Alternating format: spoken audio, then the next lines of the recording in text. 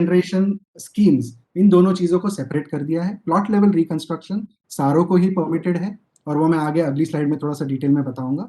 लेकिन जैसे ही लोग अमेलगमेट करके एक रीजनेबल साइज की एरिया साथ में ले आते हैं, जिसके कारण वो ज्यादा स्पेसेस दे पाए शहर को, या कोई और चीजें जैसे सस्टेनेबल एनर्जी, सस्टेनेबल सर्विसेज है, उसको इम्प्लीमेंट कर पाए, तो उनको एफएआर पॉलिसी के अंदर मिलता है।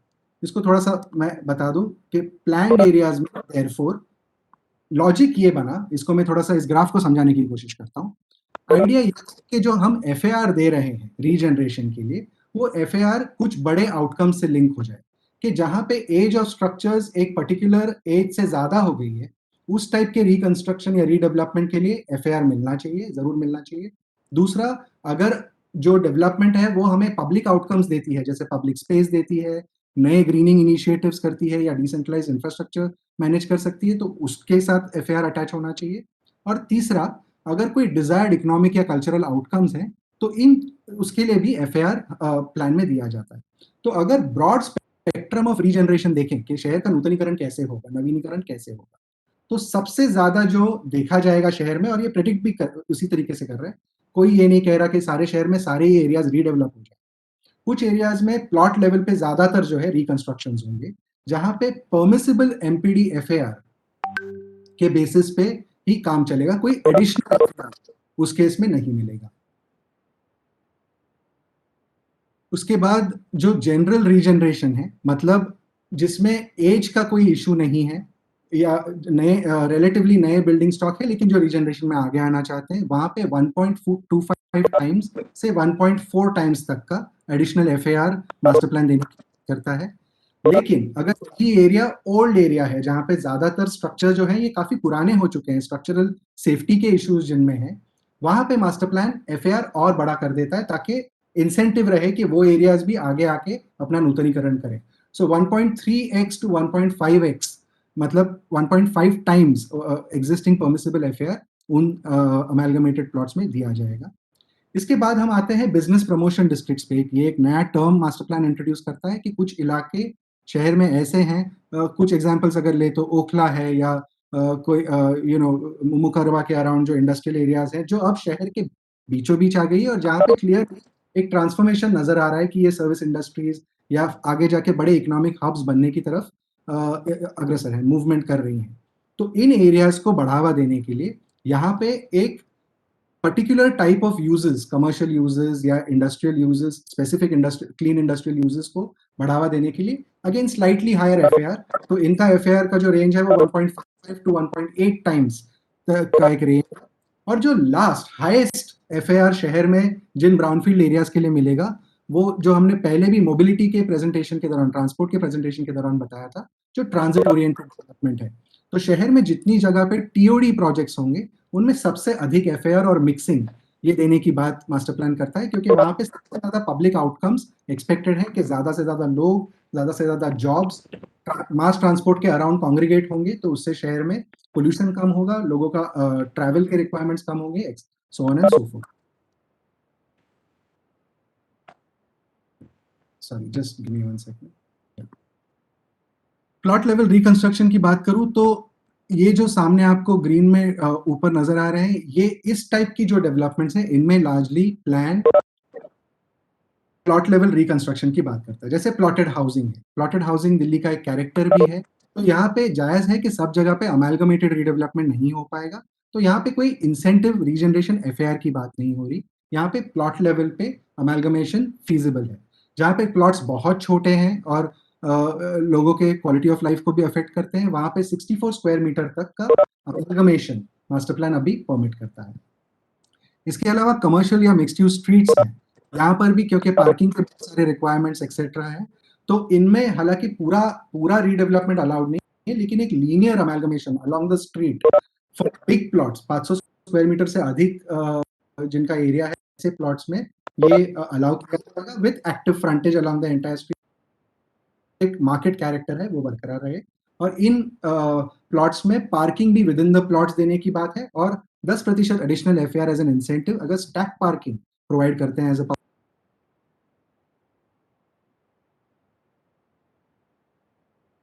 Hierarchical commercial centres, designated CCs, LSCs, जो भी बेसिकली नॉन हायरार्किकल सेंटर्स थे जिनको साइज के बेसिस पे इवेंचुअली डेजिग्नेट किया गया सीसी एलएससी, ये सारे जो हैं ये इसेंशियली लार्जली प्लॉटेड कैरेक्टरिस्टिक्स के हैं और कई जगह पे एक उनका कैरेक्टर है जो भी मेंटेन करने की बात मास्टर प्लान में हुई। तो यहाँ पे भी प्लॉटेड जो इनका कंजम्पशन है उसी को बरकरार रखते हुए इनका रिकंस्ट्रक्शन परमिटेड होगा। अगेन फ्लोर प्लेट्स थोड़े से बड़े करने के लिए, शॉप साइजेस बड़े करने के लिए दो एडजॉइनिंग प्लॉट्स का अमेलगमेशन मास्टर प्लान परमिट करता है, but not a full regeneration scheme. Shahjahanabad पे आता हूँ। शाहजहानाबाद क्योंकि केवल हेरिटेज स्ट्रक्चर्स के लिए इंपॉर्टेंट नहीं है, but as a old city, as a fabric important है। तो यहाँ पर छोटे लेवल के अमेलगमेशन जैसे दो प्लॉट्स, दो एडजॉइनिंग प्लॉट्स अमेलगमेट करना, इसकी बात मास्टर प्लान परमिट करता है, लेकिन हाइट स्ट्रिक्ट करता है, स्टिल्ट्स परमिट नहीं करता। इस तरीके के कई सारे रिस्ट्रिक्शंस या रेगुलेशंस मास्टर प्लान देता है ताकि वो फैब्रिक बरकरार रहे और लोकल लेवल पे जो कमर्शियल परमिटेड रहेगा उसमें सोशो कल्चरल फैसिलिटीज वगैरह भी परमिट करता है। लास्टली हम जे जे रीसेटलमेंट कॉलोनीज पे आते हैं। जे जे रीसेटलमेंट कॉलोनीज में 64 स्क्वायर मीटर तक का, जैसे पहले भी मैंने कहा प्लॉटेड में कई सारे प्लॉटेड डेवलपमेंट्स हैं ये, तो 64 स्क्वायर मीटर तक का अमेलगमेशन परमिटेड रहेगा। लेकिन पूरी रीसेटलमेंट कॉलोनी, क्योंकि कई जगह पे पाया गया रीसेटलमेंट कॉलोनीज की भी हालत आज बहुत खराब है, उनको इम्प्रूव करने की जरूरत है, तो पूरी रीसेटलमेंट कॉलोनी अगर साथ में जुड़ के रीडेवलपमेंट करना चाहे तो श्रम रिहेबिलिटेशन नॉर्म्स के आधार पे वो कर सकते हैं। इसके बाद मैं आता हूं, अगर एक रीजनरेशन स्कीम करनी है, जिसका मतलब कई सारे प्लॉट साथ में जुड़ के अगर रीजनरेशन करना चाहें और जिसमें एडिशनल इंसेंटिव एफएआर देने की मास्टर प्लान बात करता है, तो वो कैसी रहेंगी। उसमें भी मास्टर प्लान बहुत क्लियरली रीजनरेशन का, जो हमने पिछले मास्टर प्लान में 1.5 टाइम्स एफएआर की बात करी थी,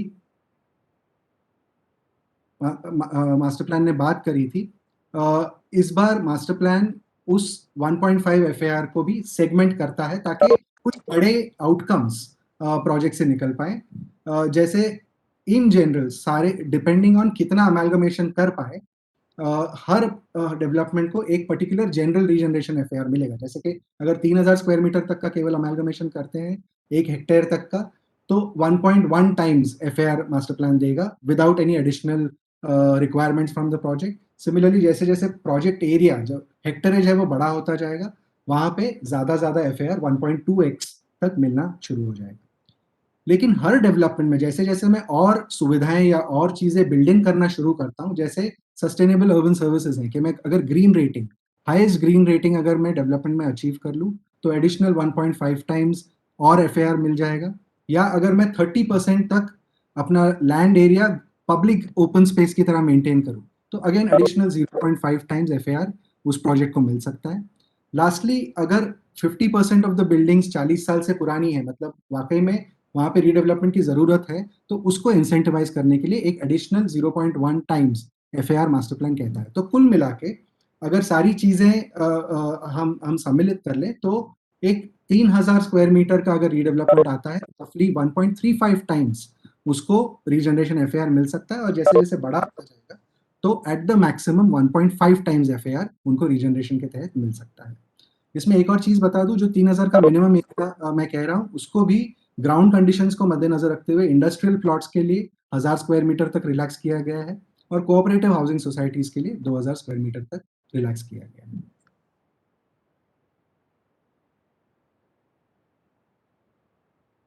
बिजनेस प्रमोशन डिस्ट्रिक्ट, जैसे मैंने कहा, जहां पे हम हायर एफआर देने की बात कर रहे हैं ताकि प्रमोशन, बिजनेसेस का प्रमोशन हो सके, वहां पे बाकी सारी चीजें सेम रहती हैं, लेकिन जो एज का फैक्टर हमने पहले देखा, उस एज फैक्टर को रिप्लेस करते हुए यूज प्रमोशन फैक्टर आ जाता है कि ये उन्हीं को अवेलेबल है जो नॉन रेसिडेंशियल यूजेस जैसे कमर्शियल है, इंडस्ट्रियल है, वर्क सेंटर्स क्रिएट करने की जो बात है, additional jobs and work centres, वो अगर आप क्रिएट करते हैं in identified business promotion districts में, तो आपको depending on the area of amalgamation up to 1.8 times of the base FAR तक का प्रावधान मास्टर प्लान करता है। कुछ और मुद्दे आपको बता दूं रीजनरेशन स्कीम के, तो एट द बिगेस्ट लेवल ऐसा नहीं कि छोटे छोटे प्लॉट्स का रीजनरेशन बस ऐसे ही होने दिया जाएगा। रीजनरेशन प्लान एक कम से कम 4 हेक्टेयर का या अगर कोई नोटिफाइड ब्लॉक है, क्लस्टर है, कॉलोनी है तो उन एरियाज का एक पूरा रीजनरेशन प्लान बनेगा जिसमें ब्रॉड रोड एस्टैब्लिश किया जाएगा 500 मीटर सेंटर टू सेंटर पे, और उसके अंदर जो छोटे पॉकेट्स बनेंगे उस रीजनरेशन प्लान के हिसाब से, वो पॉकेट्स या पूरा एरिया रीजनरेशन एरिया साथ में मिलके रीजनरेशन की स्कीम्स आगे लेके आ सकता है। जैसे मैंने पहले भी बताया, डिफरेंट स्कीम एरियाज के साइज रिक्वायरमेंट्स अलग अलग होंगे, इसलिए हमने काफी फ्लेक्सिबिलिटी रखी है प्लान में कि अलग अलग स्कीम एरिया के लोग आगे आके रीजनरेशन कर सके। केवल उन्हीं को रीजनरेशन एफएआर मिलेगा जिनमें कम से कम 50% परमिसिबल एफएआर ऑलरेडी कंज्यूम्ड है। ऐसा नहीं कि वेकेंट साइट लेके आके रीजनरेशन एफएआर मिल सकता है, नहीं। अगर 50% परमिसिबल एफएआर कंज्यूम्ड है तो ही वो एडिशनल एफएआर दिया जाएगा, और जो रीजनरेशन प्लान में जो रोड्स या पब्लिक फैसिलिटीज मार्क हो गई, उन फैसिलिटीज को एज अ पार्ट ऑफ को प्रोवाइड करना पड़ेगा। कई और चीजें सारे रीजनरेशन प्रोजेक्ट्स में करे जाएंगे, जिसके कारण शहर को जैसे जैसे रीजनरेशन प्रोजेक्ट्स आएंगे शहर भी बेनिफिट करता जाएगा। जैसे हर प्रोजेक्ट जो है 10% area mandatorily public green space, और मैं पब्लिक पे फिर से पिछले मीटिंग में भी मैंने कहा था, पब्लिक ग्रीन स्पेस की बात हो रही है, प्राइवेट ग्रीन स्पेसेस की नहीं। ये area actually public area, open to public रहेगा। So 10% area will be given back to public areas. दूसरी बात, रूफ्स एंड अदर ग्रीनिंग सारे रीडेवलपमेंट्स में होंगे। जहां पे ये स्कीम्स नाले या वाटर बॉडीज के अलोंग आते हैं तो वहां पे बफर मेंटेन करना ये एक स्कीम का मैंडेटरी एस्पेक्ट होगा।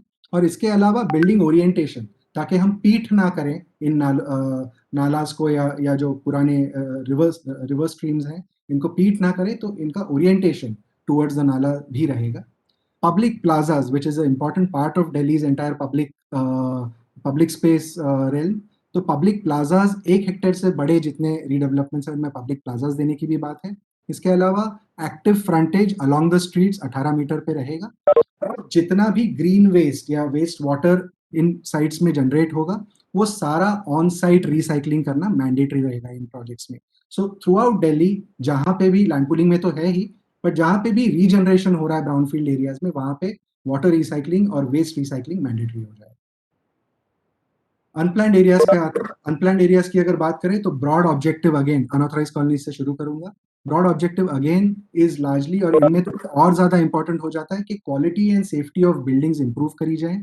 पब्लिक स्पेसेस या ओपन स्पेसेस जो यहाँ पे बहुत कम है, फैसिलिटीज की कमी है, इनके लिए लैंड या बिल्ड स्पेस अवेलेबल हो जाए, इस तरीके से पूरी पॉलिसी डिजाइन है। इसमें दो ऑप्शंस कॉलोनियों को मिलेंगे। पहले कि वो जैसी है वैसी रेगुलराइज्ड हो सकती हैं, लेकिन जिसके लिए कुछ मिनिमम रिक्वायरमेंट्स हैं जो मैं बताऊंगा। और दूसरा, अगर कॉलोनी या कॉलोनी का एक छोटा भाग अगर रीडेवलपमेंट करना चाहे पूरे भाग का, तो वो रीजनरेशन भी मुमकिन होगा पॉलिसी के तहत। तो पहले एज इज रेगुलराइजेशन की बात कर लूँ। इसमें कुछ मिनिमम कंडीशंस अगर हैं तो वो कॉलोनी आगे आके रेगुलराइजेशन अपना करवा सकती है। लेआउट लेवल का building approval will have to go through the fire safety norms etcetera etcetera, वो सारे तो वैसे भी पूरे करने पड़ेंगे, but layout level improvement and approval can happen with the following conditions. 12 metre का ओवरऑल कॉलोनी को एक्सेस होना चाहिए। सारे प्लॉट्स, जितने प्लॉट्स हैं उस कॉलोनी में, उनको वो कम से कम 6 मीटर के कोई भी रास्ते से 30 मीटर की दूरी पर हो। अब ये भी इसलिए डाला गया है कि फायर डिपार्टमेंट से डिस्कशन में ये निकला कि फायर डिपार्टमेंट के जो होज होते हैं वो 30 मीटर तक अंदर जा सकते हैं, तो कम से कम, ताकि सारे ही टूटे ना, 6 मीटर के रास्ते तक है, वहां से 30 मीटर के डिस्टेंस के अंदर अगर प्लॉट्स हैं सारे, तो उनकी फायर सर्विसिंग ढंग से हो पाएगी। तीसरा, कम्युनिटी प्लॉट्स आइडेंटिफाई करके सामने आएगी, जिसमें मटेरियल रिकवरी फैसिलिटीज या composting facilities, sub station, public parking की अगर रिक्वायरमेंट है एरिया की, तो इसके लिए प्लॉट्स आइडेंटिफाई करेगी एज अ कॉमन कलेक्टिव। चौथा, इवैक्यूएशन स्पेसेस, ये बड़ा महत्व रखता है इन एरियाज में, क्योंकि Delhi seismic zone, high seismic zone में भी आता है। तो इवैक्यूएशन स्पेसेस 500 मीटर के दायरे में हर प्लॉट के वॉकेबल डिस्टेंस में हो, ये भी उसमें मेंटेन करना पड़ेगा। और लास्टली, प्राइमरी हेल्थ केयर और प्राइमरी एजुकेशन, ये एक रीजनेबल डिस्टेंस में हो सकता है, कॉलोनी के अंदर ना हो, पर अगर रीजनेबल डिस्टेंस में है तो उसको एक्सेसिबल माना जाएगा। ऑन द रीजनरेशन फ्रंट कहा जा रहा है कि, जैसे यहाँ पे भी आप देखेंगे, बहुत सारे ऑप्शंस दिए गए हैं लोगों को कि ऐसा नहीं है कि आपको बड़े रीजनरेशन ही करने हैं, आप छोटे लेवल पे 2000 से 3000 स्क्वायर मीटर का भी रीडेवलपमेंट कर सकते हैं, या बड़े कॉलोनी के बड़े हिस्से भी साथ में मिलके आ सकते हैं। इसमें कुछ basic norms, just give me a second, इसमें कुछ बेसिक नॉर्म्स इस तरीके के हैं कि सेटबैक्स की बात हुई है, बहुत मिनिमल सेटबैक्स की बात हुई है, और वो भी इसलिए हुई है कि जब कॉलोनी कॉलोनी में 12 मीटर का रास्ता मांगा जाएगा, तो हो सकता है पूरे कॉलोनी को एक तरफ 12 मीटर का एक्सेस अवेलेबल हो, तो सारे ही रीडेवलपमेंट के लिए नहीं आ पाएंगे। सो द आइडिया इज जितनी रीडेवलपमेंट्स आएंगी वो अपने अगल बगल के इलाके के लिए भी सेटबैक्स के द्वारा जो एक्सेस रिक्वायर्ड है वो प्रोवाइड करना शुरू कर देंगी, ताकि बाकी एरिया रीडेवलपमेंट के लिए आगे आ सके। दूसरा, हर रीडेवलपमेंट में 10% land as a single plot public spaces के लिए दी जाएगी। अगेन बहुत सारा आर्टिकल्स वगैरह भी हमने देखे जिसमें ये बात हो रही थी कि पब्लिक स्पेसेस की बात अनऑथराइज्ड कॉलोनीज में नहीं हो रही है। ये बिल्कुल मिसनॉमर है। पब्लिक स्पेसेस हर रीजनरेशन प्रोजेक्ट में पब्लिक स्पेसेस मैंडेटरीली दिए जाने पड़ेंगे। In fact land for social infrastructure, her project अपने अपने स्केल के हिसाब से land for social infrastructure provide करेगा, और ये लोकल बॉडीज को हैंड ओवर होगा ताकि लोकल बॉडीज इसमें लैंड फैसिलिटीज प्रोवाइड कर पाए। इसके अलावा फैसिलिटीज बढ़ाने के लिए अनऑथराइज कॉलोनीज में एक स्पेशल टूल, अमेनिटीज एफएआर नाम का एक स्पेशल टूल इंट्रोड्यूस किया करा गया है मास्टर प्लान में, जिसमें overall FAR over and as an incentive FAR तो दिया जाएगा, लेकिन वो केवल फैसिलिटीज क्रिएट करने के लिए इस्तेमाल किया जा सकता है। उसका इस्तेमाल नए घर वगैरह क्रिएट करने नहीं किया जा सकता, क्योंकि अनऑथराइज कॉलोनीज में as it is residential density काफी हाई है। तो यहाँ पे amenities FAR level of development के हिसाब से दिए जाने की बात करता है।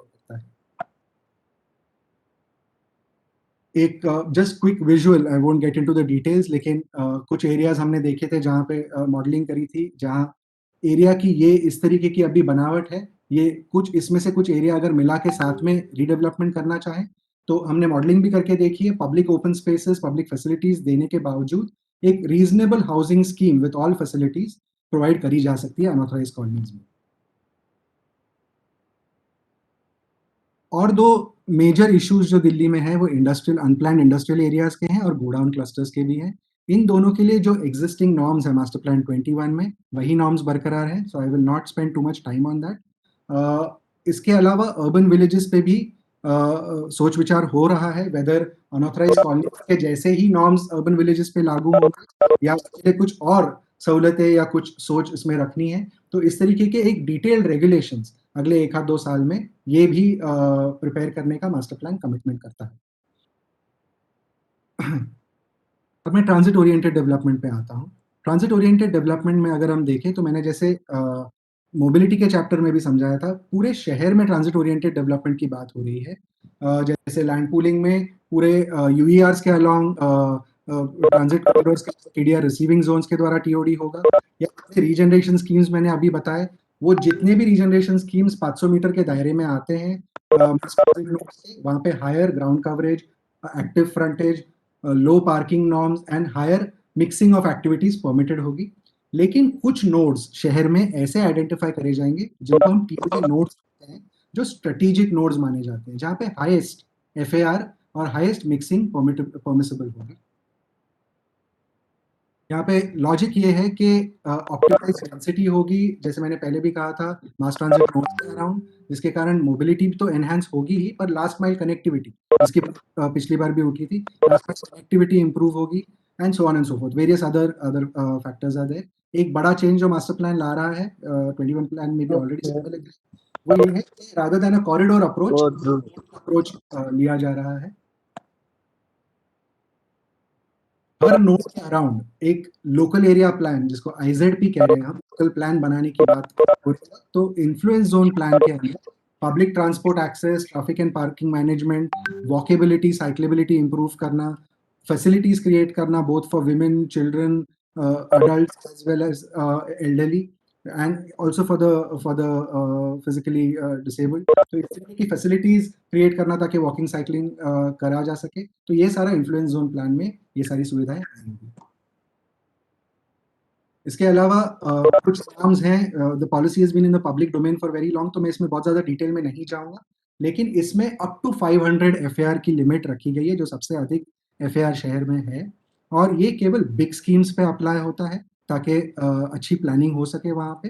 एंड बिग स्कीम्स जो 4 हेक्टेयर एंड अबव है, वहाँ पे कुछ हद तक लोडिंग ऑफ टीडीआर भी मास्टर प्लान परमिट करता है। मैंडेटरी मिक्सिंग ऑफ यूजेस है, ऑप्शनल नहीं है, तो depending on base land uses क्या है जो टीओडी साइट में प्रोजेक्ट में आ रहे हैं, उसके हिसाब से मिक्सिंग ऑफ यूजेस मैंडेटरी है। एक उदाहरण के तौर पे अगर आपको दिखाएं तो एक लो डेंसिटी एरिया जो इस तरीके का है but close to mass transit station है, उसमें high high density mixed use तरीके का डेवलपमेंट आएगा, नंबर वन। सेकेंड सहूलियत जो आएगी वो ये है कि एक 250 बाई 250 मीटर का road grid, dense road grid बनाने की टीओडी पॉलिसी बात करती है, जिसमें कई सारे shortcuts, public routes will be available to really access the metro station distances में ये बनेंगे। और तीसरा जो ओपन स्पेस स्ट्रक्चर है, तो कई सारे नए ओपन स्पेसेस, छोटे स्केल के, बड़े स्केल के, ये सारे खुल जाएंगे, many of which completely public access open spaces रहेंगे।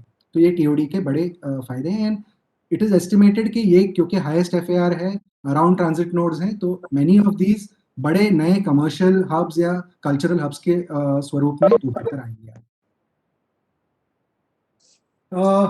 Quickly plan monitoring and evaluation के बारे में बताऊंगा, इस पर बड़ा डिस्कशन पहले भी हुआ है। इस बार मास्टर प्लान जो करने की कोशिश करता है वो ये है कि हमने आपको जैसे बताया, मास्टर प्लान में 6 बड़े पॉलिसी एरियाज हैं, आप जैसे जानते हैं भली बात ही, एनवायरमेंट, हाउसिंग, इस तरीके के 6 बड़े पॉलिसी एरियाज हैं। हर पॉलिसी एरिया में कुछ डिजायर्ड आउटकम, उनको मापने के लिए टिपिकली पिछले मास्टर प्लान में भी बहुत सारे आउटपुट्स डिटेल थे कि इतने एसटीपीज बनेंगे, इसमें अस्पताल बनेंगे, etcetera etcetera. What this master plan does is takes a different outcome based approach. ये कहता है कि rather than measuring कितने STP शहर में बन रहे हैं, if we can measure पानी का पोल्यूशन कम हुआ या नहीं हुआ, एयर पोल्यूशन कम हुआ या नहीं हुआ, it would be far more beneficial। And हो सकता है कल STP की टेक्नोलॉजी चेंज होकर कोई और टेक्नोलॉजी आ जाए, तो मास्टर प्लान STP पे फोकस ना करके पोल्यूशन के आउटकम पे फोकस करता है। 20 की performance indicators master plan mention करता है, और ये 20 इंडिकेटर्स 3 इंडेक्सेस कैलकुलेट करेंगे, sustainability index, liveability index, city Vitality index. और अगर हम मास्टर प्लान को गौर से देखें तो ये 3 इंडेक्सेस जो हैं, ये मास्टर प्लान के विजन और 3 गोल्स से डायरेक्ट ताल्लुक रखते हैं, डायरेक्ट लिंक एस्टैब्लिश करते हैं।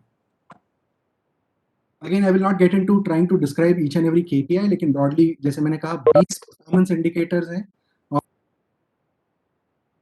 इंडेक्स इन इन केपीआईज के द्वारा, की परफॉर्मेंस इंडिकेटर्स के द्वारा मेजर किया जा सकता है। अब इसको मेजर करने का या इसको परफॉर्मेंस को बरकरार रखने के तरीके क्या हैं, तो उसके लिए मास्टर प्लान ये सजेस्ट करता है कि ऑनरेबल एलजी के अंडर एक एपेक्स रिव्यू कमेटी सेटअप होगी, और इसके अलावा जो 3 इंडेक्सेस या 3 गोल्स हैं मास्टर प्लान के, इनकी देखरेख करने के लिए, इनकी मॉनिटरिंग करने के लिए 3 कमेटियां दिल्ली में सेटअप होंगी। और ये कमेटियां डीडीए कमिटीज नहीं है, ये मल्टी एजेंसी कमिटीज हैं, जिसमें local bodies, other Delhi government departments and central government departments etcetera सारी साथ में रहेंगी, जो दिल्ली के सर्विसेज वगैरह पे की देखरेख करती हैं। और ये 3 कमिटीज जो हैं, ये इसका एनुअली मॉनिटरिंग करेंगी, not 5 years, not 10 years, annually monitoring करेंगी। और एनुअल प्रोग्रेस रिपोर्ट सबमिट होंगे, annually coordination workshops DDA conduct करवा डीडीए ऑर्गेनाइज करवाएगा, जिसमें ये मल्टीपल एजेंसी साथ में आके अगर कोई हर्डल्स आ रहे हैं, कोई इश्यूज हैं, अगर कोई चेंज इन द कोर्स करना है ताकि आउटकम अचीव बेटर तरीके से हो सके, तो ये सारी चीजों पे डिबेट करके इसकी फाइनलाइजेशन ये कमिटियां करेंगी ऑन अ ईयरली बेसिस। इसके अलावा डीडीए के अंदर एक plan monitoring and review unit setup होगा, जो more than anything first of all एक डेटा बैंक की तरह एक्ट करेगा, जहां पे सारे एजेंसीज एक data sharing protocol, common data sharing protocol के तहत स्टैंडर्डाइज डेटा, जैसे इस बार बेसलाइन कंडक्ट करने में 9 से 10 महीने लग गए सारे एजेंसी से डेटा इकट्ठा करके उसको असिमुलेट करने में, बट ताकि एक रेडीली अवेलेबल डेटा हमेशा प्लानिंग के लिए अवेलेबल रहे, तो एक डेटा शेयरिंग प्रोटोकॉल एस्टैब्लिश करने की बात मास्टर प्लान करता है। और पीएमआरयू जो है, ये इस डेटा के आधार पे बहुत सारा एनालिसिस करके एपेक्स कमिटी जो है इसको प्रोवाइड करेगा। इसके अलावा जीआईएस डेटाबेस मेंटेन करना, उसको रियल टाइम क्या कहते हैं, रियल टाइम अपडेट करना, ऑनलाइन सिटीजन पोर्टल जो अभी आप जिसके थ्रू सारी चीजें देख रहे हैं, ये ऐसा नहीं है कि प्लान बनने के बाद बंद हो जाएगा। डीडीए ये चाहती है कि ये प्लान के पूरे इम्प्लीमेंटेशन के दौरान ऑनलाइन सिटीजन पोर्टल रहे, जिसमें कांस्टेंट डिबेट्स, डिस्कशंस और इनोवेशंस आते रहे। काम पीएमआरयू करेगा। इसके अलावा पीएमआरयू ऑल्सो बहुत सारे इम्प्लीमेंटेशन के लिए single window mechanisms, online citizen portal मैंने ऑलरेडी कह दिया, या बहुत सारे एफएक्यूज गाइडलाइंस, जैसे फॉर एग्जांपल हम जब कह रहे हैं ग्रीन रूफ्स बनने चाहिए सब जगह पे, तो ग्रीन रूफ्स बनाने के तरीके क्या हैं, क्या इजी टेक्नोलॉजीज अवेलेबल है, may be a vendors list के कौन इस तरीके की सर्विसेज प्रोवाइड कर सकते हैं, इस तरीके के सारे सपोर्टिंग डॉक्यूमेंट्स जो है ये भी इस पोर्टल के द्वारा धीरे धीरे धीरे इसको इस इकोसिस्टम को एनहांस करेगा। एंड लास्टली जहाँ पे भी लोकल एरिया लेवल पे इम्प्रूवमेंट की बात है या इस तरीके के प्रोजेक्ट्स करने हैं, स्ट्रीट इम्प्रूवमेंट्स लेना है, उसमें भी technical assistance, hand holding support, इस तरीके का over the period of time DDA will start and other agencies will start supporting citizens through the portal. Broadly speaking ये सारी चीजें जब साथ में काम करेंगी तो at every 5 year basis based on annual review, every 5 year basis there might be course corrections that might be required to the plan, which is understandable. कई बार ये बातें होती है कि प्लान में बहुत सारे चेंजेस हुए। Now there are cities that change, that implement close to 2000 changes every month. ऐसी बात नहीं है कि इस प्लान में चेंजेस नहीं होते, इट्स अ डायनामिक डॉक्यूमेंट, वो चेंज होना भी चाहिए, लेकिन सही चेंजेस हो, कोर्स आउटकम का फोकस क्लियर रहे, इसलिए इस तरीके का एक फ्रेमवर्क बनाया है। नहीं पहले से ही है साहब, तो विजय साहब यही है, प्लीज अपना माइक म्यूट कर लीजिए सतीश जी, थैंक यू। आप पुराने हैं, आपको आज दर्शन हुए होंगे, प्लीज अपना माइक म्यूट कर लीजिए जी। डेवलपमेंट कंट्रोल नॉर्म्स का एक संक्षिप्त में स्केच बताता हूं आपको कि क्या हमने करने की कोशिश करी है। तो जैसे आप जानते हैं development control norms largely land use basis पे आधारित होते हैं, तो जो स्टैंडर्ड लैंड यूजेस है वो बरकरार है, बट इसके अलावा इस मास्टर प्लान में, ताकि एक जोनिंग अप्रोच भी दिल्ली धीरे धीरे जोनिंग अप्रोच की तरफ बढ़े, 4 ओवरले जोन्स की बात हुई है, नेमली बिजनेस प्रमोशन डिस्ट्रिक्ट्स जिसको मैंने डिस्क्राइब किया, transit oriented development, land pooling area और ग्रीन डेवलपमेंट एरिया। अगर आपने लैंड यूज प्लान भी देखा होगा जो ड्राफ्ट प्लान के साथ सबमिट हुआ है, उसमें आपको व्हाइट नजर आ रहे होंगे बहुत सारे areas, land pooling, green development. इन एरियाज में कोई ठोस प्रिस्क्राइब जब अपना प्लान बना, एक ओवरऑल लैंड यूज फ्रेमवर्क के तहत जब प्लान बनेगा तो वो उस एरिया का लैंड यूज माना जाएगा। तो इसमें अभी these areas are open, they act as overlays. Transit oriented development में भी कोई प्री फिक्स लैंड यूज नहीं है, जिस तरीके के लैंड यूजेस साथ में आएंगे, जो मिक्सिंग करेंगे, उस तरीके का लैंड यूज का उसका रूपांतर होता जाएगा। तो इस तरीके के ओवरलेस प्लान इंट्रोड्यूस करता है। मास्टर प्लान को इस अभी अगर जो डीसीएन इस बार देने की कोशिश करी गई है, पहला जो सहूलियत ये मास्टर प्लान करता है वो ये है कि पिछले मास्टर प्लान में डेवलपमेंट कंट्रोल नॉर्म्स पूरे मास्टर प्लान में स्प्रेड आउट थे, चैप्टर्स के साथ थे, कहीं पे पीछे एंड में भी थे, तो लेकिन एक जगह पे हम नहीं देख पाते थे सारे डेवलपमेंट कंट्रोल नॉर्म्स। इस मास्टर प्लान में एक जो फर्स्ट चेंज ये करा गया कि लोगों की सहूलियत के लिए एक जगह पे सारे डेवलपमेंट कंट्रोल नॉर्म्स आप देख सकते हैं। अब इसको पढ़ने का भी तरीका जो है ये काफी सिंप्लीफाइड है। जैसे हर लैंड यूज का एक सेक्शन है, उस सेक्शन में आपको टेबल 1 में उस लैंड यूज से जुड़े हुए सारे यूज प्रेमाइसेस और उनके डेफिनेशंस मिल जाएंगे। टेबल 2 जो है वो हर यूज प्रेमाइस के साथ, जैसे मैं अगर कहूँ कि कोई एक यूज प्रेमाइस है, उस यूज प्रेमाइस में बाकी एक्टिविटीज क्या परमिट होंगी और कितने एफएआर तक परमिट होंगी, ये टेबल 2 बताता है। टेबल 3 जो है ये सारे सारे प्लॉट्स का डिटेल में जो डेवलपमेंट नॉर्म्स है, जैसे plot size, FAR, ground coverage, road कितना होना चाहिए, फ्रंटेज, हाइट कितनी की कोई लिमिट है, इस तरीके के सारे कंट्रोल्स टेबल 3 में आते हैं। और उसके बाद जितने भी कोई और कंट्रोल्स हैं तो वो सारे कंट्रोल्स इसमें आते हैं। तो एक पढ़ने का भी इसको एक सरल तरीका मास्टर प्लान ने इस बार दिया है, ताकि एक ही जगह पे लोग, अगर मेरा प्लॉट किसी एक लैंड यूज में पड़ता है तो मैं एक जगह पे ये सारे इंफॉर्मेशन एक साथ मुझे मिल सकता है। एक और जो सिंप्लीफिकेशन मास्टर प्लान ने किया कि पहले जो है 6 लेवल्स पे की जाती थी, लेकिन अक्सर ये देखा गया ब्राउनफील्ड एरियाज में पर्टिकुलरली कि इस तरीके से नेसेसरीली नहीं है कि मैं, अगर मुझे बुखार है तो मैं पीएचसी ही जाऊंगा। यस, पीएचसीज आर इंपॉर्टेंट और उनको निकाला नहीं गया, वो है लोकल लेवल फैसिलिटीज के अंदर, बट हो सकता है आई माइट लार्जर डिस्पेंसरी और I might even go to a OPD of a nearby hospital. तो instead of splitting it into too many sub categories, इसको अब 4 कैटेगरीज में सिंप्लीफाई करा गया है। बट एक चीज बता दूं, जितना लैंड एरिया फैसिलिटीज में पहले दिया गया था कि इतने डेवलपमेंट के लिए इतना लैंड एरिया फैसिलिटीज के अंदर होना है, एग्जैक्टली उतना ही एरिया, इनफैक्ट उससे कुछ ज्यादा एरिया ये मास्टर प्लान प्रिस्क्राइब करता है फैसिलिटीज के लिए। तो उसमें कोई कमी ये मास्टर प्लान ने नहीं करी है, सिर्फ उसकी कैटेगराइजेशन सिंप्लीफाइड है। दूसरा एक बड़ा काम मास्टर प्लान ने ये किया कि अक्सर हमने देखा मास्टर प्लान का जो नॉमेनक्लेचर है, 70 साल से एक नॉमेनक्लेचर ऐड होता गया है कि डिस्पेंसरीज हैं, क्लिनिक्स हैं, क्लिनिकल लेबोरेटरीज हैं, मोहल्ला clinics and so on and so fourth, जहां पे मोर और लेस काम का तरीका या काफी सिमिलर है कि जैसे नॉन बेडेड हेल्थ फैसिलिटी है तो उसको अभी हमने एक ब्लॉक बना दिया, तो उसमें आप टर्मिनोलॉजी कोई भी इस्तेमाल करिए लेकिन वो परमिटेड रहेगी जब तक वो नॉन बेडेड हेल्थ फैसिलिटी के डेफिनेशन में कैप्चर होती है, तब तक नाम से कोई एक्टिविटी परमिट या नॉन परमिटेबल नहीं होगी मास्टर प्लान में। तो ये एक टेबल है, आप these presentations will be available in the public domain, you can respond on this table also separately. लेकिन ब्रॉडली कहने की बात यह है कि क्लबिंग से नॉमेनक्लेचर के कारण जो नए फंक्शंस ऐड करना या फंक्शंस के नाम चेंज हो रहे हैं किसी नई स्थिति में, तो वो दिक्कतें आना बंद हो जाएगा बंडलिंग के कारण। दूसरा, कई सारे नए यूज प्रेमाइसेस हमने अब परमिट कर सकते हैं, जैसे बफर्स में ग्रीन बफर्स जो हैं या पार्क्स है, इनमें टू सम एक्सटेंट कितना देना है वो भी master plan maintain, but kiosk या वेंडिंग बूथ देना, आर्कियोलॉजिकल पार्क्स में इंटरप्रिटेशन सेंटर्स क्रिएट करना, इंडस्ट्रियल प्लॉट्स जो हैं वो धीरे धीरे, ताकि वेयर हाउसिंग डिसेंट्रलाइज हो जाए। आज ई कॉमर्स का एक बड़ा वेव है जो जो बरकरार रहेगा बिकॉज ऑफ आईटी, तो जो वेयर हाउसिंग का डिसेंट्रलाइजेशन है उसको परमिट करने के लिए भी इंडस्ट्रियल प्लॉट्स में वेयर हाउसिंग, इस तरीके के नए बिग बॉक्स रिटेल, इस तरीके के बहुत सारी चीजें मास्टर प्लान अब परमिट करता है।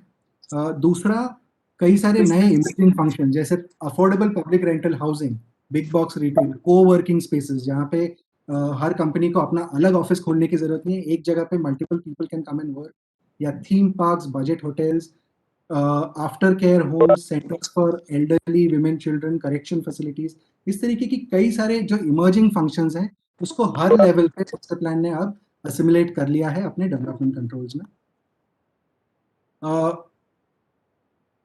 प्लॉट्स की भी रैशनलाइजेशन करी गई है, जैसे commercial centres, district centres, park, इनमें कई जगह पे बहुत बड़े लैंड एरियाज एक्सपेक्टेड थे कि आएंगे, लेकिन ग्राउंड कंडीशंस को देखते हुए और लैंड पूलिंग का डेवलपमेंट होगा, तो the size of these has been rationalised as per ground requirements.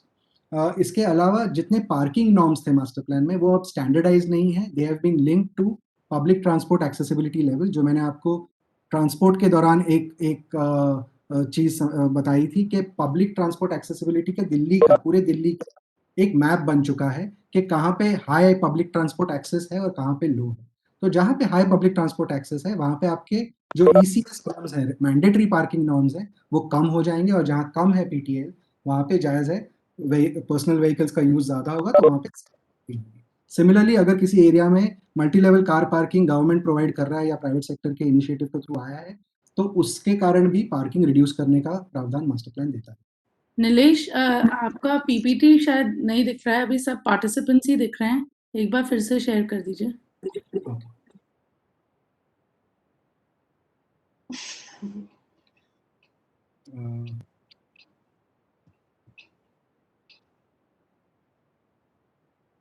Can you see my screen now? अभी नजर आ रहा है स्क्रीन? अभी नजर आ रहा है, अभी आ रहा है जी। इसके अलावा non residential activities in residential use premises, इसमें जो मिक्स्ड यूज का अक्सर एक बड़ा डिबेट जो चलता है कि हम क्यों रेसिडेंशियल एरियाज में ज्यादा मिक्स्ड यूज परमिट कर रहे हैं, सो ऑन एंड सो फोर्थ, इसको भी मद्देनजर रखते हुए मास्टर प्लान कई सारी चीजें करता है। पहली बात, मिक्स्ड यूज का चैप्टर भी थोड़ा सा कॉम्प्लिकेटेड था, उसको एक सिंप्लीफाइड फॉर्म में मास्टर प्लान ने इस बार प्रेजेंट किया है, नंबर 1। दूसरा, जितनी प्रोफेशनल एक्टिविटीज और household industries residential areas के अंदर अलाउड थी उनको कंटिन्यू करता है master plan as per master plan 21। Commercial activities जो मिक्स्ड यूज स्ट्रीट्स और कमर्शियल स्ट्रीट्स पे परमिटेड थी वो भी कंटिन्यूड रहेंगी, लेकिन नया मिक्स्ड यूज स्ट्रीट या कमर्शियल स्ट्रीट नोटिफाई नहीं होगा। The 41 plan says no new notification will be permitted. लेकिन क्योंकि public facilities will continue to be required और पब्लिक फैसिलिटीज चाहिए होंगी, तो जो पब्लिक फैसिलिटीज है जैसे जैसे बेडेड हेल्थ फैसिलिटीज हैं, वेलनेस सेंटर्स हैं, क्रैशेज हैं, इस तरीके की फैसिलिटीज पहले 18 मीटर रोड पे परमिटेड होती थी, इसको भी मास्टर प्लान ने अब 24 मीटर रोड पे परमिट करने का प्रावधान दिया है। इससे ये होगा कि रोड टिपिकली रेसिडेंशियल लेआउट्स के एजेस पे होता है, अंदर नहीं होते, तो बाहर की तरफ towards the public edges 24 metre road पे इस तरीके के डेवलपमेंट आ सकते हैं। रेसिडेंशियल एरियाज के अंदर अब परमिटेड नहीं होंगे। ग्रुप हाउसिंग के लिए भी बहुत क्लियरली एक एफआईआर लिमिट या एरिया लिमिट लगा दिया गया है, जिसमें स्मॉल शॉप्स, रिपेयर शॉप्स कर सकते हैं, और ये अलग ब्लॉक के द्वारा सिर्फ प्रोवाइड करने की जरूरत नहीं है, in the form of vertical mixing भी परमिटेड रहेंगे। कुछ नए टर्म्स मास्टर प्लान ने डेवलपमेंट कंट्रोल नॉर्म्स में इंट्रोड्यूस करे हैं, इसको प्लीज गौर से देखिएगा, इस पे भी आपके सुझाव बहुत इंपॉर्टेंट रहेंगे। पहला है कि ग्रीन ब्लू फैक्टर, कि every development in the city, या वो ग्रीनफील्ड डेवलपमेंट है या वो ब्राउनफील्ड एरियाज की डेवलपमेंट है, इन सब में उस बिल्डिंग को, स्कीम को एक particular green blue factor achieve करना अब मैंडेटरी हो जाएगा। तो what do we mean by that, कि कई एक मेन्यू ऑफ ऑप्शंस दिया है कि वाटर फीचर्स से लेके ग्रीन वॉल्स तक या पेड़ लगाने से ग्रीन रूफ्स बनाने तक वेरियस ऑप्शंस आर अवेलेबल, और हर एक के लिए एक मैथमेटिकल फैक्टर दिया हुआ है, जिसके बेसिस पे एक सिंपल सा कैलकुलेशन है, जिसके थ्रू एक प्लॉट का जो जब डिजाइन आएगा तो उस डिजाइन में कितना ग्रीन फैक्टर बन रहा है, ग्रीन ब्लू फैक्टर बन रहा है, ये कैलकुलेट किया जा सकता है। तो इस मिक्स में से डेवलपर्स, लैंड ओनर्स कोई भी मिक्स चूज करके एक मिनिमम जो मास्टर प्लान प्रिस्क्राइब करता है ऑफ 0.2 GBF अचीव करना है, ये अगर अचीव होता है तो कोई भी मिक्स डेवलपर्स या लैंड ओनर्स अडॉप्ट कर सकते हैं। And lastly most importantly, master plan also, TDR की बात पिछले मास्टर प्लान ने भी करी थी, लेकिन उसको ऑपरेशनलाइज फुली नहीं करा था। This master plan operationalises the concept of TDR।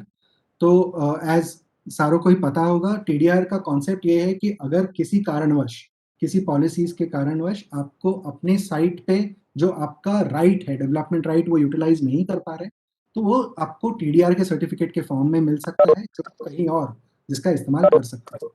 तो इस तरीके का TDR सर्टिफिकेट DDA देने की DDA देगा, इसका प्रावधान है। और दूसरा, ये कहीं भी नहीं यूज हो सकता, क्योंकि वो उस तरीके से अगर स्प्रेड हो जाता है के कारण कई इंफ्रास्ट्रक्चर के इश्यूज तैयार हो सकते हैं, क्रिएट हो सकते हैं। तो इसलिए मास्टर प्लान ने क्लियरली TDR रिसीविंग जोन्स भी आइडेंटिफाई कर लिए हैं, जैसे लैंड पूलिंग एरियाज में अर्बन एक्सटेंशन रोड्स के अलोंग पूरी एक strip of TDR receiving areas की बात करता है, प्लस बिजनेस प्रमोशन डिस्ट्रिक्ट और TOD सेंटर्स में भी TDR रिसीविंग जोन्स आ सकते हैं। एक मैकेनिज्म, जैसे अक्सर ये सवाल आएगा कि अगर मैं किसी प्राइम एरिया में से मुझे लैंड आप नहीं पूरा यूटिलाइज करने दे रहे हो और कहीं और अगर मुझे इस्तेमाल करना है, तो लैंड रेट्स के डिफरेंस को कैसे नेगोशिएट करा जाएगा, तो इसका भी एक बाकायदा फॉर्मूला मास्टर प्लान देता है, जिसको which is there in the master plan. या एंड जैसे मैंने कहा, TDR receiving areas, again very few master plans across the world have this provision. Delhi master plan ने अब ये किया है कि क्लियरली आइडेंटिफाई कर लिया कि सारा जो TDR जनरेट होगा या तो हेरिटेज से या किसी और कारण से, तो ये सारा TDR जो है इन रिसीविंग एरियाज में लैंड कर सकता है। तो ब्रॉडली मैं जस्ट ये बताना चाह रहा था, डेवलपमेंट कंट्रोल्स में बड़े चेंजेस हमने क्या करे हैं। Thank you. Open for questions please.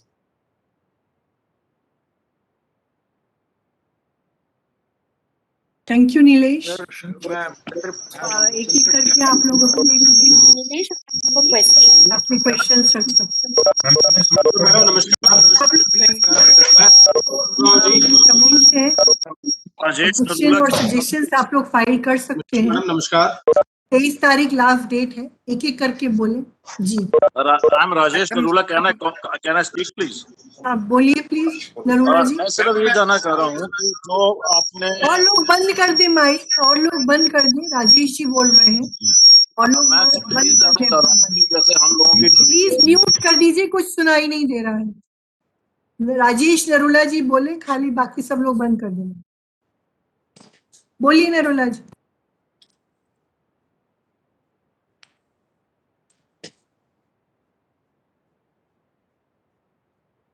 Rajesh Narula जी आप बोलना चाह रहे थे, बोलिए प्लीज, बोलिए प्लीज। मैं बोलूं मैडम? राजेश नरूला जी बोलेंगे ना, पहले उन्होंने बोला था। मैडम वो बोल नहीं तो हमें टाइम दे दीजिए। मैं नरेश अदलखा बोल रहा हूँ। मैडम मैं अनिल चावला बोल रहा हूँ। एक एक करके बोलिए प्लीज, एक एक करके बोलिए। बोलिए राजेश गोयल जी। मैं जो राजेश गोयल जी बोलिए जल्दी प्लीज। मैडम मेरा कहना है कि आप जानते हैं कि 2021 का मास्टर प्लान बिल्कुल फेल हो गया और 2041 का ना हो, इसके लिए मेरी आपसे विनती है। हम आपसे मिले थे और हमने अपनी बातें आपको बताई थी आपके ऑफिस में भी। मैं अपना सुझाव आज आपको देना चाहता हूँ और पूछना चाहता हूँ। सुझाव लिख के दीजिए सर, अब यहाँ रिपीट मत करिए। मैडम, सुझाव तो मैं लिख के दूंगा, पर आज इस पूरे प्रेजेंटेशन में और पिछले 4 प्रेजेंटेशन में जो मार्केटें सील पड़ी हैं उनके बारे में एक भी शब्द नहीं बोले जाने से मुझे दुख हो रहा है। और मैं समझता हूँ कि आपने जो कानून बनाया उसको इम्प्लीमेंट ही नहीं हो पाया 2021 का आज तक, तो फिर 2041 के मास्टर प्लान की हमें जरूरत क्या है? मुझे तो ये लगता है कि 1962 का मास्टर प्लान भी अगर पूरे तरीके से इम्प्लीमेंट हो जाए तो हमारी जरूरतें खत्म हो जाएगी, हमारी कोई शिकायत किसी से भी नहीं रहेगी। मेरा आपसे कहना सुझाव ये है कि इस मास्टर प्लान में मिक्स लैंड की बात की है आपने, इस मास्टर प्लान में आपने दुनिया भर की बातें की हैं। बड़ी ही विनम्रता से मैं ये कहना चाहता हूं मैडम, जो दुकानें बिल्डिंगें कमर्शियल होने के बावजूद सील पड़ी हैं, जैसे हम कभी पार्लियामेंट हाउस को देखते हैं या कहीं भी देखते हैं तो पहले तो कोई भी प्रेजेंटेशन या मीटिंग करने से पहले शोक सभा की जाती है। तो मेरे को तो ऐसा लगता है कि शोक सभा होनी चाहिए कि जो बिल्डिंगें 3-3, 4-4 साल से सील पड़ी हैं, वो लोगों के उनके दुख को कोई आदमी समझे तो सही, उसके बारे में जरा सी कोई सहानुभूति तो प्रकट करनी चाहिए। हम कोई शांति का पाठ तो नहीं कर सकते, पर उनको ये तो कहना चाहिए कि हाँ, इस 2041 के मास्टर प्लान में जो 5-7 हजार दुकानें, 5-7 हजार लोग, फैमिलीज बंद पड़ी हैं, मरी पड़ी हैं, कोरोना की वजह से मरी पड़ी है, उनके लिए कोई इसमें प्रावधान किया गया है। जिस दिन 2041 का मास्टर प्लान आएगा उस दिन कम से कम वो मार्केटें खुल जाएंगी, आज खुल जाएंगी, कोई एमनेस्टी आ रही है, कम से कम इतनी बात तो हम आपसे सुनना चाहते ही हैं मैडम। डीडी मास्टर प्लान पे मास्टर प्लान लाया जाएगा और हमारी बिल्डिंगें सील पड़ी रहेंगी तो इसका क्या फायदा होगा मैडम? सर आपकी बात आप कुछ भी बनाए जाते हैं, आप लिखे जाते हैं, पर एमसीडी तो मान ही नहीं रही है। और आप बताइए, मुझे पढ़वाने से या सरलता से इसको लिखने से क्या फायदा है? आप किसी भी यहाँ बैठे हुए अधिकारी से, आपके एनयूआई से के लोगों से, दोस्तों से विनम्र निवेदन है कि वो पहले एमसीडी से जरा यहाँ से ही फोन कर लें और पूछ लें कि भैया वो एलएससी मार्केट, जो कमर्शियल मार्केट आप बना रहे हैं, उसके अंदर वो आज भी रेजिडेंस दे रहे हैं। और इसका मतलब है कि आप घरों में तो दुकानें बना लेंगे और दुकानों में घर बना लें, हम ये अगर कहना चाहते हैं तो फिर इस मास्टर प्लान का फिर क्या उद्देश्य साबित होता है मैडम? एमसीडी की कमाई का रास्ता बना रहे हैं सिर्फ ये। आप मतलब आपको बुरा लग रहा होगा कि मैं जो बोल रहा हूं वो गलत है या ये बात नहीं कहनी चाहिए, पर आप जानती हैं कि 2 बार अमेंडमेंट आई है 2018 से 3026, फिर वो उसके बाद वो आपने 2 सर्कुलर हमें दे दिए, फिर एक डीओ इशू कर दिया, उसके बाद हम कोर्ट, उसके बाद वो डीओ की कैंसिलेशन की वीसी साहब ने चिट्ठी लिखी हुई है, वो आज तक उसका जवाब नहीं आया है। आखिर 2018 में जो आप अमेंडमेंट लाए, कानून लाए, वो भी तो मास्टर प्लान ही था जी। उस मास्टर प्लान को आज आपने इंप्लीमेंट अब तक नहीं किया है, तो अब 2041 जो मेरे जीवन का शायद या हमारे जितने भी लोग बैठे हैं उनके जीवन का आखिरी मास्टर प्लान होने वाला है, तो ये क्या ये मेरी बिल्डिंगें अब तक सील पड़ी रहेंगी 2041 तक? सर अभी नीलेश जी बोल रहे थे कि मास्टर प्लान की रिवीजन हर सभ्य सिटी में होती रहती है, 2-2 हजार बार होती है, ठीक है, पर जो रिवीजन होती है उसको इंप्लीमेंट कौन करवाएगा जी?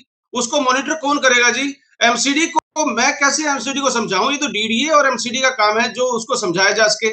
आप जानते हैं, आप जितने भी लोग यहाँ बैठे हैं सब हमारे को जानते हैं कि सीलिंग का कानून खत्म होना चाहिए। फांसी की सजा नहीं हो सकती इस देश में अनलेस एंड वो रेयरस्ट ऑफ रेयर क्राइम है। तो जो सबसे ज्यादा जरूरी है इस मास्टर प्लान की पहली लाइन में, प्रीएम्बल में, जैसे कॉन्स्टिट्यूशन में लिखा गया है, for the people, this people, fundamental right है। इसी तरीके से मेरा फंडामेंटल राइट होना चाहिए कि मेरी बिल्डिंग सील नहीं होगी। कोई भी कंपाउंडिंग रीजन की वजह से आप आए, मेरी बिल्डिंग सील कर दें, एक आदमी की फांसी सजा इस देश में नहीं हो सकती, पर उस बिल्डिंग में 50 आदमी, 500 आदमी उसके ऊपर डिपेंडेंट है, उनको आप गला काट दें और फिर 3-3 साल से उनको छोड़ के रखें। ये कहाँ का न्याय है मैडम? इस मास्टर प्लान का फायदा क्या है? ये मास्टर प्लान तो सिर्फ के लिए है, एमसीडी की दुकान चलाने के लिए, हमारे लिए तो है ही नहीं। भाषणबाजी चल रही है क्या? एमसीडी की कमाई कैसे होगी? मौका दीजिए, दूसरों को बोलने का मौका दीजिए। मैडम, मैं आपसे हाथ जोड़कर कर रहा हूँ कि मेरी गलतियों को आप अंदाज कर दें, सिर्फ और सिर्फ क्योंकि हमने 15 गुना दामों को देकर लोकल शॉपिंग सेंटर में डीएलएफ से अपनी बिल्डिंगें खरीदी, फ्री हॉट पॉट खरीदे, उनमें कमर्शियल एक्टिविटी करने की इजाजत दी जाए हमें। दूसरे राजेश जी लोगों को रुक भी इश्यूज जाइए, है आप कि कह को ना चुके सुना हैं, बोलने का बहुत मौका बार दीजिए, कह चुके हैं, बोलने का मौका आपने दीजिए। भी टाइम दिया है, लोगों को इसलिए मौका आप मिले उनको इसमें। बोल रहे हैं, दोनों मौका दीजिए। नोटिफिकेशन एमसीडी ने अभी तक Let's- इम्प्लीमेंट नहीं भाई है। डीडे मार्केट के मुद्दों को भी तो साढ़े उठाने 300 दो हमें। एफआईआर एक एक करके बोलिए ना, बार बार एक जन ही रिपीट करता मैडम, आप जाएगा, समय चिल्लाते बांधिए। जाएंगे। एक तो आप मैडम लोगों जी, को मेरा नाम फैसिलिटेट किया हम लोगों एफआईआर ने। वाला नक्शा एक भी एमसीडी ने कौन बोल रहा है, नाम बोलिए। हाँ, दुष्यंत जी बोलिए। प्रधान बोल रहा मैडम। हाँ दीदी। हेलो, हाँ जी, आप मैडम, मैं अनिल चावला मोती नगर कॉन्स्टिट्यूंसी से बोल रहा हूँ। मैडम, एक बात बोलिए। रखना चाहता हूँ, बोलिए अनिल जी। इस प्लान में अगर कोई जगह कम पड़ रही है तो एफआईआर को 500 कर दीजिए ना। और आप बोल रहे हैं फायर क्लियरेंस के बारे में, यह कैसे संभव है? यहाँ बिल्डिंग 1956 की, 1962 की, 1975 की, 2000 की बनी हुई है और सभी फ्लोर में अलग अलग मालिक हैं। वो कैसे जीने को 3 फुट पुराना जीना है, कैसे 1.5 मीटर का करेंगे और कैसे उसको रेगुलराइज कराएंगे, पॉसिबल नहीं है। और फायर रिस्क कवर की आप बात करते हैं तो मार्केट में जो पार्क हैं उनमें अंडरग्राउंड टैंक बनवा दीजिए और फायर हाइड्रेंट से यूज करिए। इसमें क्या दिक्कत है? राज क्यों करना पब्लिक को? और आप मास्टर प्लान की बात कर रहे हैं जनाब, पहले 1962, 2001, 2021 का मास्टर प्लान तो लागू करा नहीं, अब तो लागू हुआ नहीं है और 2041 की बात कर रहे हैं आप। एमसीडी की बात करते हैं तो वो कन्वर्जन नहीं मांग रही, वह 1.5 गुना पेनल्टी भी मांग रही है। मास्टर प्लान में किसी किस्म का प्रावधान भी नहीं है और जब तक पुराने मास्टर प्लान 2021 को ही लागू नहीं करेंगे तो 2041 के मास्टर प्लान का क्या मतलब है? अभी तो बहुत से ऑब्जेक्शन सजेशन भी आएंगे। बाकी आप लोग दिल्ली के हित को देखते हुए, देखे बिना मास्टर प्लान पर काम कर रहे हैं, ऐसा लगता है। हमारी समझ में नहीं आता कि हम लोगों के साथ क्या होगा। हेलो मैडम, नरेश राव बोल रहा हूँ नाहरपुर से, रोहिणी से। हेलो मैडम, मैं नरेश अदलका, कॉन्फेडरेशन ऑफ सदर बाजार। नरेश राव बोल रहा हूँ मैडम, 22 विटनेसेस जो दिल्ली से आए हैं उनके रिगार्डिंग में बात कर रहा हूँ। बोलिए नरेश जी। मैडम, दिल्ली के जो अर्बनाइज विलेज हैं उनके बारे में मास्टर प्लान में कुछ कंफर्म नहीं किया गया, क्या है उनके डेवलपमेंट के लिए कोई बेहतर प्लान इसमें दिया जाए, ऐसी हमारी आपसे रिक्वेस्ट है। और दूसरा, इसका टाइम थोड़ा सा बढ़ाया जाए क्योंकि 23 तारीख बहुत नजदीक है, थोड़ा सा टाइम इसमें बढ़ाया जाए और दिल्ली के जो अर्बनाइज विलेज है उनके लिए कोई प्लानिंग है। मैं नरेश अदलका बोल रहा हूँ मैडम। भूपिंदर बजाज बोलिए। ठीक है ma'am, thank you. Bhupinder Bajaj ji market बोलिए। गगन कालवा। मैडम, मैं बोल लूँ 2 मिनट? हाँ बोलिए भूपेंद्र जी। मैं भी बोलना चाहती हूँ कुछ भूपेंद्र जी के बाद। बोलिएगा, रुक जाइए 1 मिनट। मैम, मैं भूपेंद्र चौहान। हाँ बोलिए भूपेंद्र चौहान। मैम, आपके इस मैप में रीजनरेशन अनफर्स्ट होने के लिए बोला गया है। मैं आरडब्ल्यू का जनरल सेक्रेटरी बोल रहा हूँ मैम। मैंने 2021 में भी कई प्रेजेंटेशन दी हैं और हमारे मास्टर प्लान में एक मैप मेरे टाइम पर भूपेंद्र चौहान जी, आप भी मेरे नाम राशि, आप मेरे टाइम पर बोल रहे हैं। मैडम ने मेरे को बोला था बोलने के लिए, प्लीज। आप चौहान नहीं है। कोई बात नहीं बजाज जी, कर लेने दीजिए उनको बात, इसके बाद आप बोल लीजिए। बोलिए चौहान साहब। आपके मास्टर प्लान 531 में 45 मीटर की रोड आ रही है जिसमें कई घर और कॉलोनियां इफेक्ट हो रही है मैम। करीब 10,000 पीपल्स इफेक्ट हो रहे हैं मैम।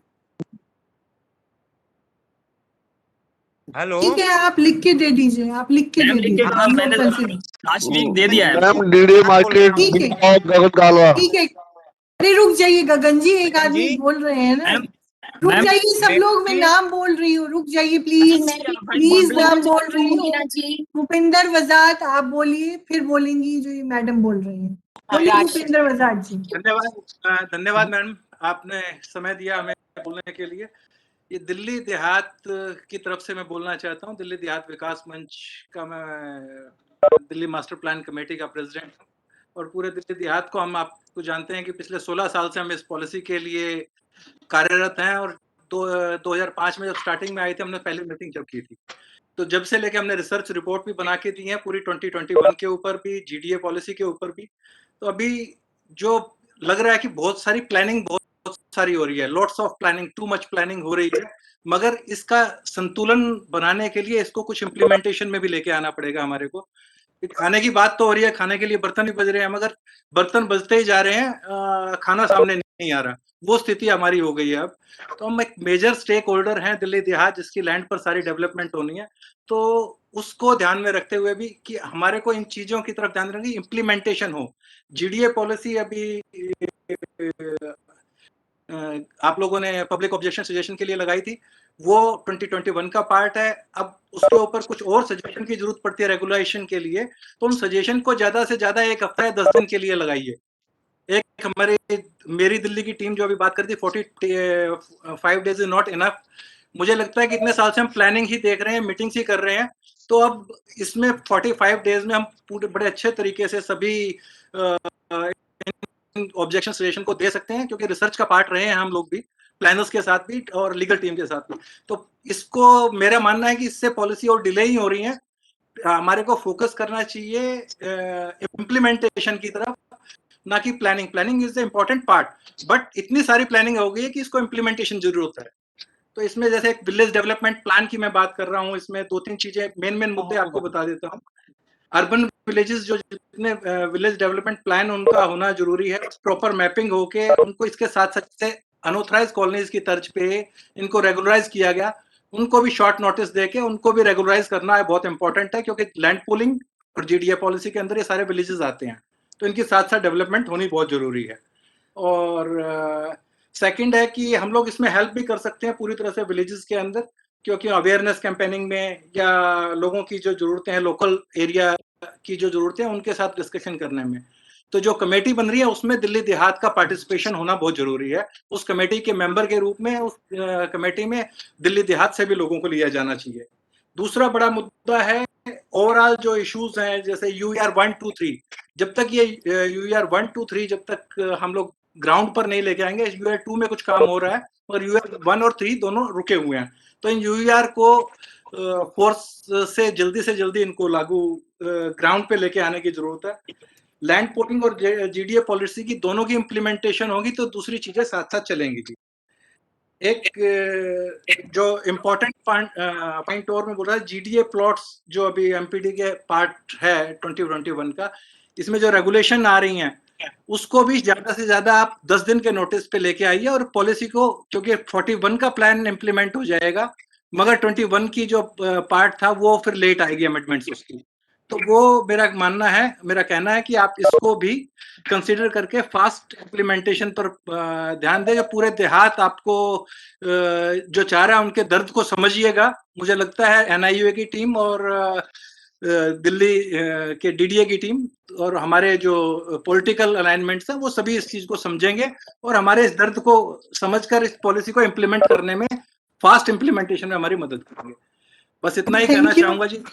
राशि जी, आप बोलना चाह रही थी कुछ? जी, मैं ये कहना चाह रही थी, मेरा सवाल नीलेश जी से है, NIUA की टीम से है, DDA की टीम से है। आपकी आज हमने बेसलाइन स्टडीज जो आपने आज डाली हैं आपकी वेबसाइट पे, उसको हमने फटाफट चेक किया है। 8 डॉक्यूमेंट्स हैं, 150 पेज के हैं, 7 दिन बचे हैं सिर्फ इसको पढ़कर आपको सजेशंस, कुछ मीनिंगफुल सजेशंस देने के।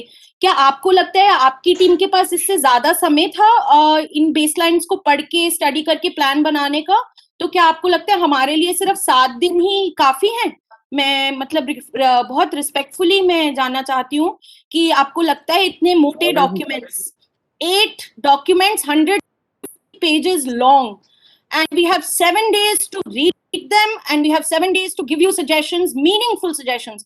We are citizens and we are demanding that this deadline be extended. What Mr. Bhupinder said, I can understand lots of work maybe have been done in what he was saying on the village plans, etc. But as a woman in this city, gender blind plan hai bilkul. उसके बारे में कुछ नहीं है, street vendors के बारे में कुछ हो सकता है, उसके इम्प्लीमेंटेशन में इशू है, हाउसिंग के अंदर हम, these are issues we've been raising for 3 years with the DDA and NIOA, and till now you think that we can read it in we can Rashi ji, I just want to stop you for a minute. With the permission of Commissioner Planning ma'am, this is Manju Paul here. I just want to say something. This point, right from the beginning, when the webinar was opened, has been already made by the people. All of you have made this point कि हमारे लिए 45 दिन enough नहीं है. अगर किसी हमारे उन्हीं लोगों में से किसी को लगता है कि 45 दिन enough है, तो वो अलग बात है. बात ये नहीं है. हम अब मुद्दे से आगे बढ़िए. आपको ये मीटिंग किस लिए थी? ये मीटिंग थी आपको अवगत कराने के लिए कि हमारे बाकी चैप्टर्स क्या हैं.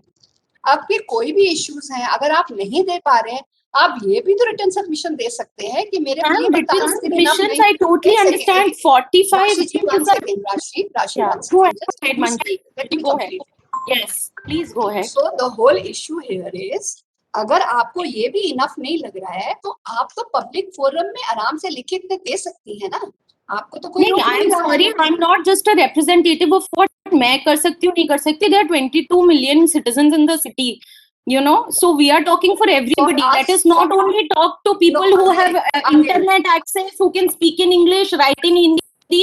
What about people who are disabled, who cannot have access, cannot read your plan? Do we not want to make an inclusive city? I mean, we are not your enemies here. We are working together. I mean, my work for the last 10, 11 years has been in some of the most vulnerable neighborhoods in the city. I can tell you that. So, you know, where does if 45 days is enough for other people to do it, I can tell you many who cannot even read the plan in 45 days. आपने मेरी बात ही नहीं समझी. मैंने तो बोला नहीं जी, आपकी बात आप रिफ्लेक्ट कर रहे हो मैम. हमारा बात और एजेंडा बिल्कुल ये है कि आप बताएं 7 दिन में 8 डॉक्यूमेंट्स जो 150 पेज से ज्यादा के हैं, जो बेसलाइन स्टडी के हैं, क्या आपकी खुद की टीम पढ़ सकती थी? हम तो ये जानना चाहते हैं ना. आप you are expecting us to read, you not I am not the chair. बोलने का मौका देने के लिए इस बहस को मैं प्रदीप डागर सर बहस नहीं है, हम सवाल मैम प्लीज मैम सवाल कितनी बारी ma'am please Pradeep Dagar ma'am please ma'am meeting from last one है. आप मुझे बोलने दीजिए. प्लीज आप लोग सब शांत होइए. एक एक करके 1-1 मिनट. मैम मेरा भी हाथ खड़ा है बहुत देर से. मैम पूछना चाहता हूँ जो बहुत जरूरी है हमारे. Please thank you ma'am. I want to come down. I want to go to a ground reality. आप बार बार ये कहते हैं अनिल वाधवा. हाँ बोलिए मैम. आप बार बार ये कहते हैं कि आप हमको रिटर्न सबमिशंस दीजिए, रिटर्न सबमिशंस दीजिए. 2 साल से हम रिटर्न सबमिशंस दे रहे हैं.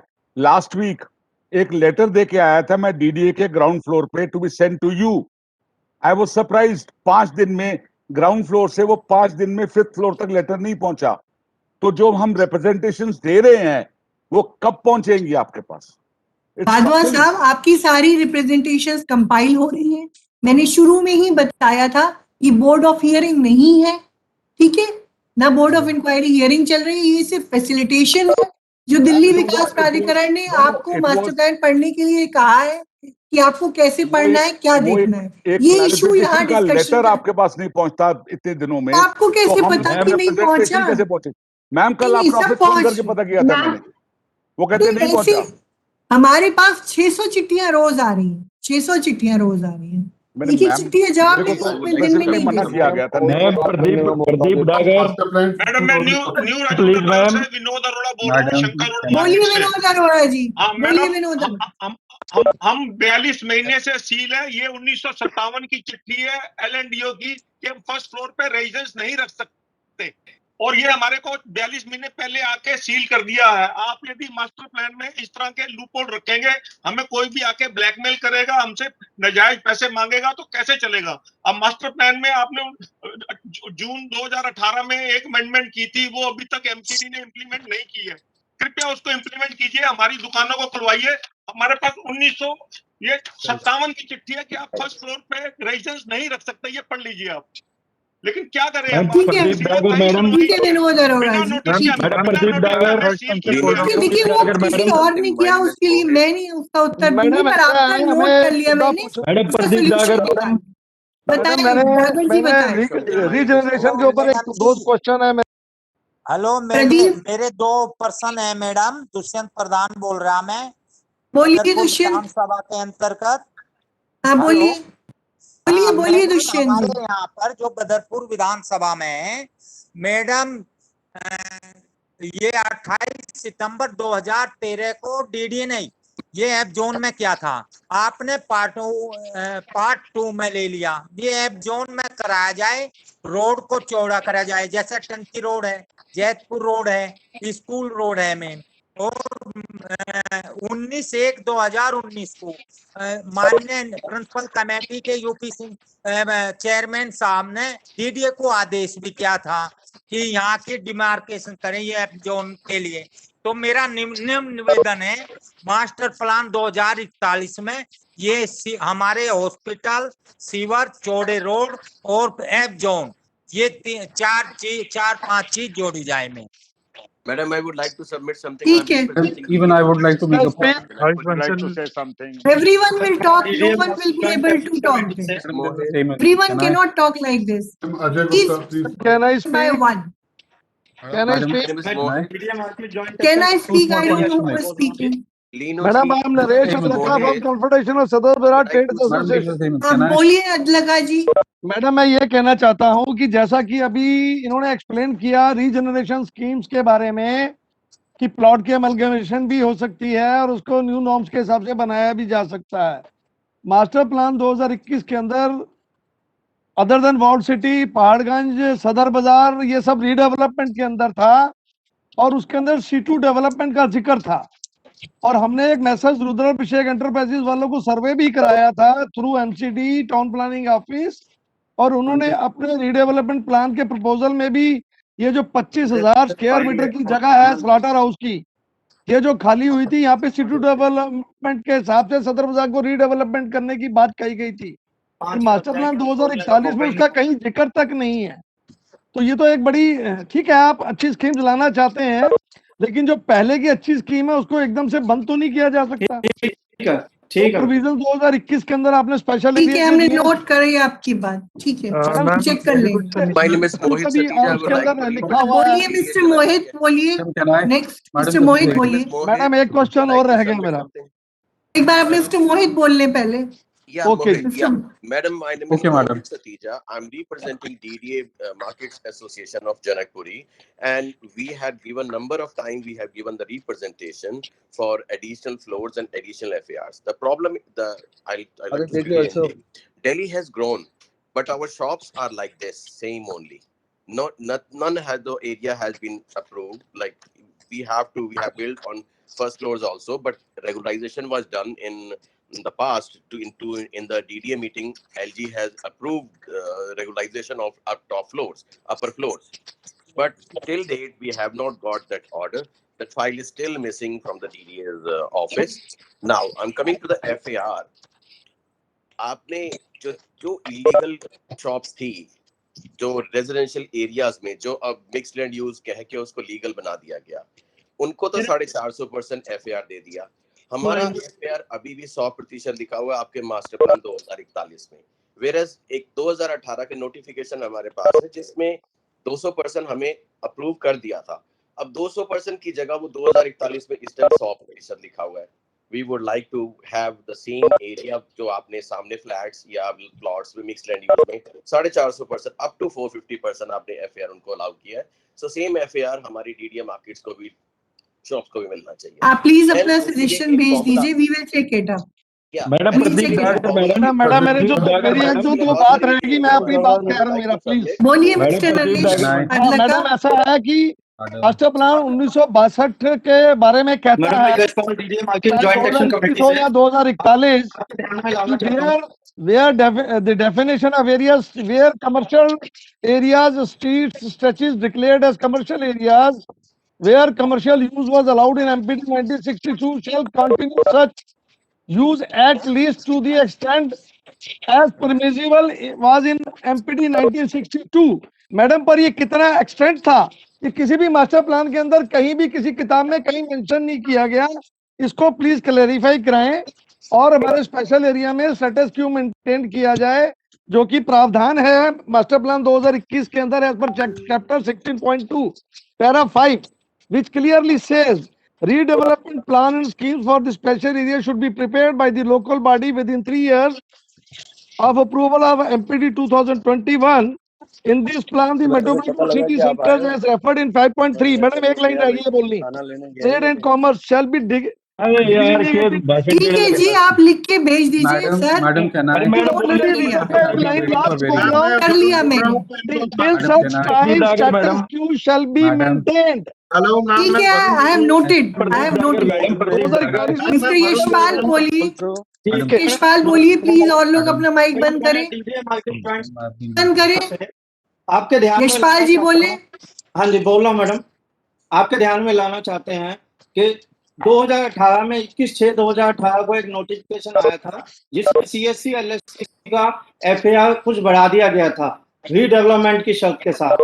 उस संदर्भ में हमने ग्राउंड रियलिटी पे सारे फैक्ट्स मंत्री महोदय और आपके अधिकारियों VC साहब के सामने रखे थे और उनको ये रिक्वेस्ट की थी कि जब तक आप नॉर्म्स रिलैक्स नहीं करेंगे और इसको इंडिविजुअल बेस पे एक सिस्टम नहीं डेवलप करेंगे, तब तक इसका बेनिफिट किसी को भी नहीं मिलेगा।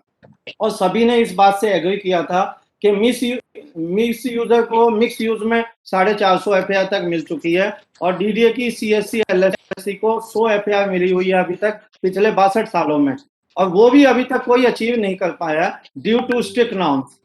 तो इसको दूर करना बहुत जरूरी है। इन सारी बातों से एग्री होते हुए हर लेवल पे इसको एग्री किया गया, लेकिन मास्टर प्लान 2041 में इस प्रावधान को ही हटा दिया गया।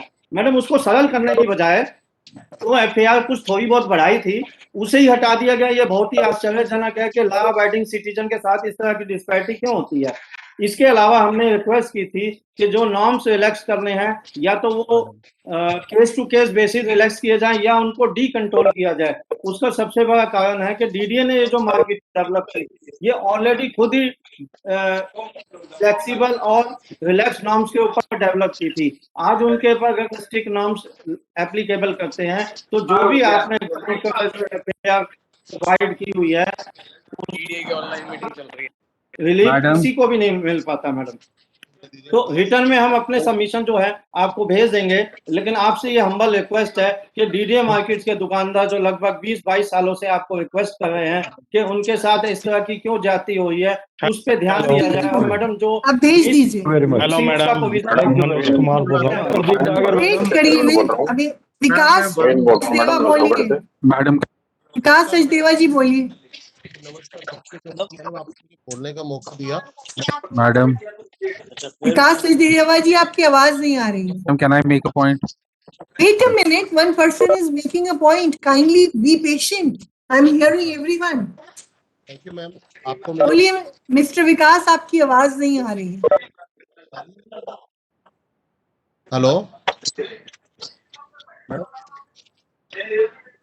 प्रदीप डागर मैडम। विकास जी, आपकी आवाज नहीं आ रही। Please send your submissions in writing. Pradeep Dagar ji बोलिए। मैडम मनोज कुमार। मैडम, मैं बात करना चाहूंगा VC साहब एंड प्लानिंग कमीशन के पिछले 2 मीटिंग्स में दिए गए GDA पॉलिसी पर बयानों की, जिसमें वो कह रहे कि GDA को MPD 2021 में अमेंडमेंट्स करके अगले 2 से 3 महीने में नोटिफाई कर दिया जाएगा। यह बयान देते हुए शायद VC साहब को यह जानकारी नहीं है कि अभी तक GDA के रूल और रेगुलेशन और EDC चार्जेस पब्लिक डोमेन में नहीं है, और मेरी जानकारी में रेगुलेशन को भी पब्लिक सजेशन के लिए डाला होगा। आज MPD 2041 है, GDA उससे 3 महीना पीछे है। तो होने वाला ये है कि MPD 2041 नोटिफाई होने के 1-2 महीना बाद ही GDA पॉलिसी आ पाएगी। तो मेरी आपसे रिक्वेस्ट है कि जी रेगुलेशन और EDC चार्जेस को जल्दी लेके आए, तथा जो रेगुलेशंस के लिए आपको पब्लिक सजेशन के लिए टाइम पीरियड उसे भी 45 दिन से घटाकर 7 दिन या 10 दिन किया जाए, ताकि जो VC साहब कह रहे हैं कि उसे पहले ही इम्प्लीमेंट कर दिया जाएगा MPD 2041 से, वो हो पाए। धन्यवाद मैडम। Thank you. बोलिए अजय गुप्ता जी। मैडम, अजय गुप्ता जी बोलिए। Yes ma'am. अजय गुप्ता जी बोलिए पहले। अजय गुप्ता जी बोलिए। मैम टुडे मीटिंग आपने अभी नीलेश जी ने काफी अच्छी तरह हमारे को प्रेजेंटेशन दी, बट इसमें कहीं पर भी ये नहीं समझाया कि ग्राउंड कवरेज का मतलब क्या होता है। How does it, ground coverage कैसे कैलकुलेट की जाती है, एफएआर डिस्ट्रीब्यूशन कैसे की जाती है। अगर 40% What is your background, Mr. Gupta? What is your background? I'm from Sundarnagar market. I'm from Sundarnagar market because जो आपका प्रोसेस है, the MCD is totally opposite. If you say 100 FAR, वो मेरे प्लॉट के ऊपर 100 FAR देती है instead of. बिल्कुल आपके प्लॉट के ऊपर 100 FAR होगा। जितना प्लॉट एरिया होगा 100 का मतलब है उतना ही बिल्टअप एरिया होगा। सेटबैक छोड़ने के बाद क्या होगा मैम? 40% जैसे 100 स्क्वायर मीटर का प्लॉट है तो 40% 40 जो है 40 स्क्वायर मीटर ग्राउंड कवरेज हो। ठीक है, चलिए आगे बढ़ते हैं। हाँ मैडम मेरा एक सवाल है, क्योंकि आपकी सारी कैलकुलेशन ही गलत हो जाएगी मैम। कैलकुलेशन देखिए, यहाँ मैं इस समय कैलकुलेशन नहीं कर पाऊंगी। आपने मीनिंग पूछा, मैंने बता दिया। Next please. Amit Arora. Based on, ma'am, it is based on for complete LSC. It is not on individual plots. Manish Kumar बोल रहा हूँ। बोलिए अमीश। मैं अमित अरोड़ा बोल रहा हूँ। छोटी सब्जी। अमित अरोड़ा बोलिए। जी मैं अमित अरोड़ा बोल रहा हूँ। मैम नमस्कार। छोटी सब्जी मंडी वेलफेयर एसोसिएशन का जनरल सेक्रेटरी हूँ और हमारे को एक प्रॉब्लम आ रही है। सन 1975 में हमारी मार्केट करी जी मंडी के उसमें। आपकी आवाज बहुत कम आ रही है, कृपया रिटर्न में भेज दीजिए अपने सजेशन। मैं बात रखना चाहती हूँ मैम, मैं बात रखना चाहती हूँ। एक सेकंड, मैं बात रखना चाहती हूँ मैम। कौन हो आप? मैं भी दिल्ली की मेंबर हूँ मैम। हेलो, क्या नाम है? मेरा नाम शलाका है और मेरे उस पे भी लिखा हुआ है शलाका जी। बोलिए शलाका। तो मैम मेरा आपसे यही कहना है कि जैसे लोगों के अभी सवाल उठ भी रहे हैं कि एफएआर क्या है, ग्राउंड कवरेज क्या है, तो आपको ही लगता है कि सच में हम सब में अवेयरनेस की कमी है इस मास्टर प्लान को लेकर, क्योंकि कोई भी इनिशिएटिव नहीं लिया गया डीडी द्वारा। शलाका आप ये बता दूं आपको, technical term, wait a minute, it is a technical term and it is coming from 1930s, so I cannot justify in 2020, है ना? It is a old term. Ma'am आपसे मुलाकात हुई थी जनवरी में, आपसे मुलाकात हुई थी जनवरी में, उसमें आपने खुद कहा था कि लोगों में जागरूकता नहीं है और ये लोगों का प्रॉब्लम है। हाँ ठीक है, पर डीडी ने क्या किया? डीडी ने जनवरी से लेके अब तक क्या किया लोगों की जागरूकता बढ़ाने के लिए इस प्लान के ऊपर? क्या आप सोचते हैं कि 200 लोग इस वेबिनार से जुड़ेंगे? तो आप सुनिए ना, ये मीटिंग हमने फैसिलिटेशन के लिए करी है, जो आज तक नहीं हुई कभी, वो काम किया है। ठीक है, फैसिलिटेशन के लिए किया है, जैसा आप लोगों से कहा था, जैसा वायदा किया था। और FR ground coverage is a technical term, वो सब लोग वादे तो बहुत किए थे मैम, आपने पब्लिक हियरिंग पे वादा किया था। पब्लिक हियरिंग होगी, पब्लिक हियरिंग अगस्त में होगी, पब्लिक हियरिंग अगस्त में होगी। जब ये 45 दिन खत्म हो जाएंगे, क्या जब ये 45 दिन खत्म हो जाएंगे आप लोगों के, उसके बाद पब्लिक हियरिंग, उसके बाद अपने सुझाव देखिए हम क्या करेंगे मैम। मैडम मैं अपना सुझाव भूल तो जाऊंगा। अभी दीजिए, तब सुनेंगे ना आपकी बात। आज तो सारे खाली मैम हम लोग बहुत टाइम से आपके साथ और एनआईओ के साथ भी एडवोकेसी कर रहे हैं कि आप अवेयरनेस फैलाइए, और अब कर रहे हैं कि आप ये टाइम बढ़ाइए। आपके पास लोकल एरिया प्लान नहीं है, जोनल एरिया प्लान नहीं है। जोनल एरिया प्लान जब मास्टर प्लान बन जाता है तब तैयार होती है, मैडम नहीं तैयार।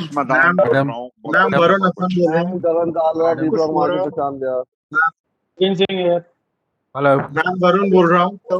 देखिए आप लोग एक एक करके बोलिए, नहीं तो मुझे कुछ सुनाई नहीं देगा। Please madam can I make a point? बोलिए तरुण।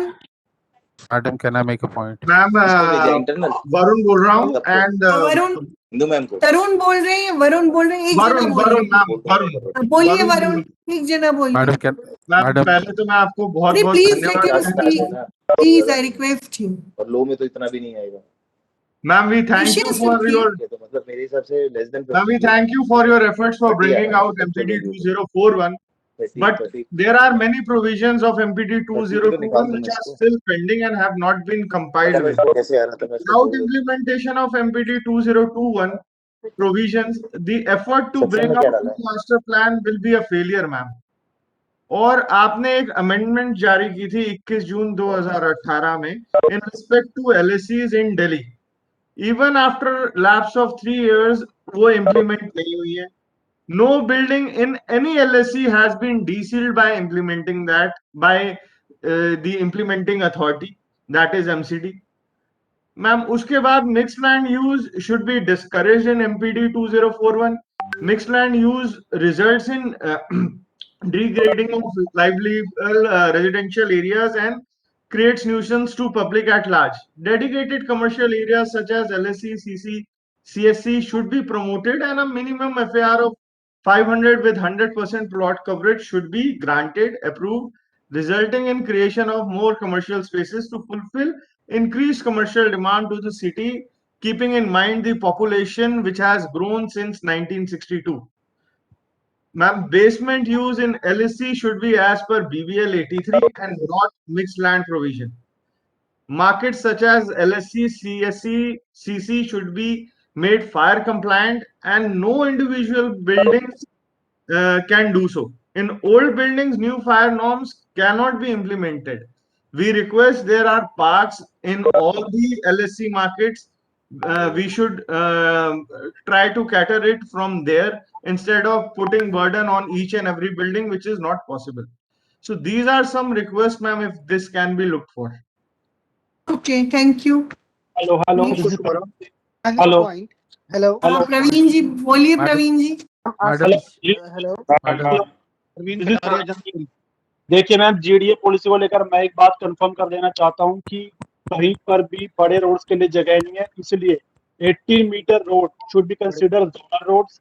इसके अलावा मैडम आप कोल्ड स्टोरेज को परमिशन दीजिए, एफआर को बढ़ाइए। और मैम एट द लास्ट में सिर्फ ये कहना चाहूंगा कि आप इस पॉलिसी को जल्द से जल्द इम्प्लीमेंट करें।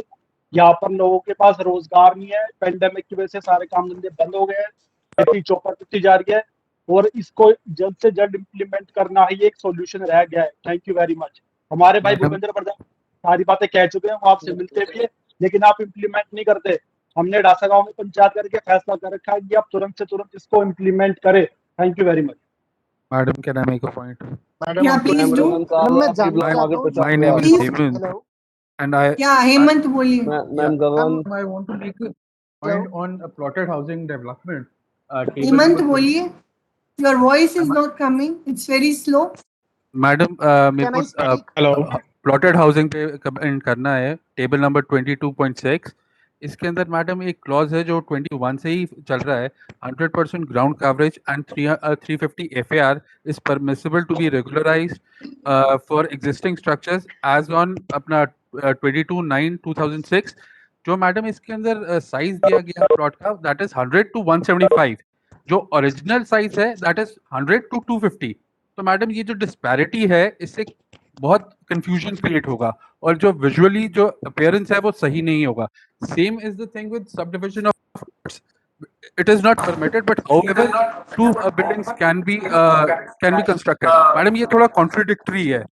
तो 2021 से ही चल रहा है, बट मतलब it says something और it means something else।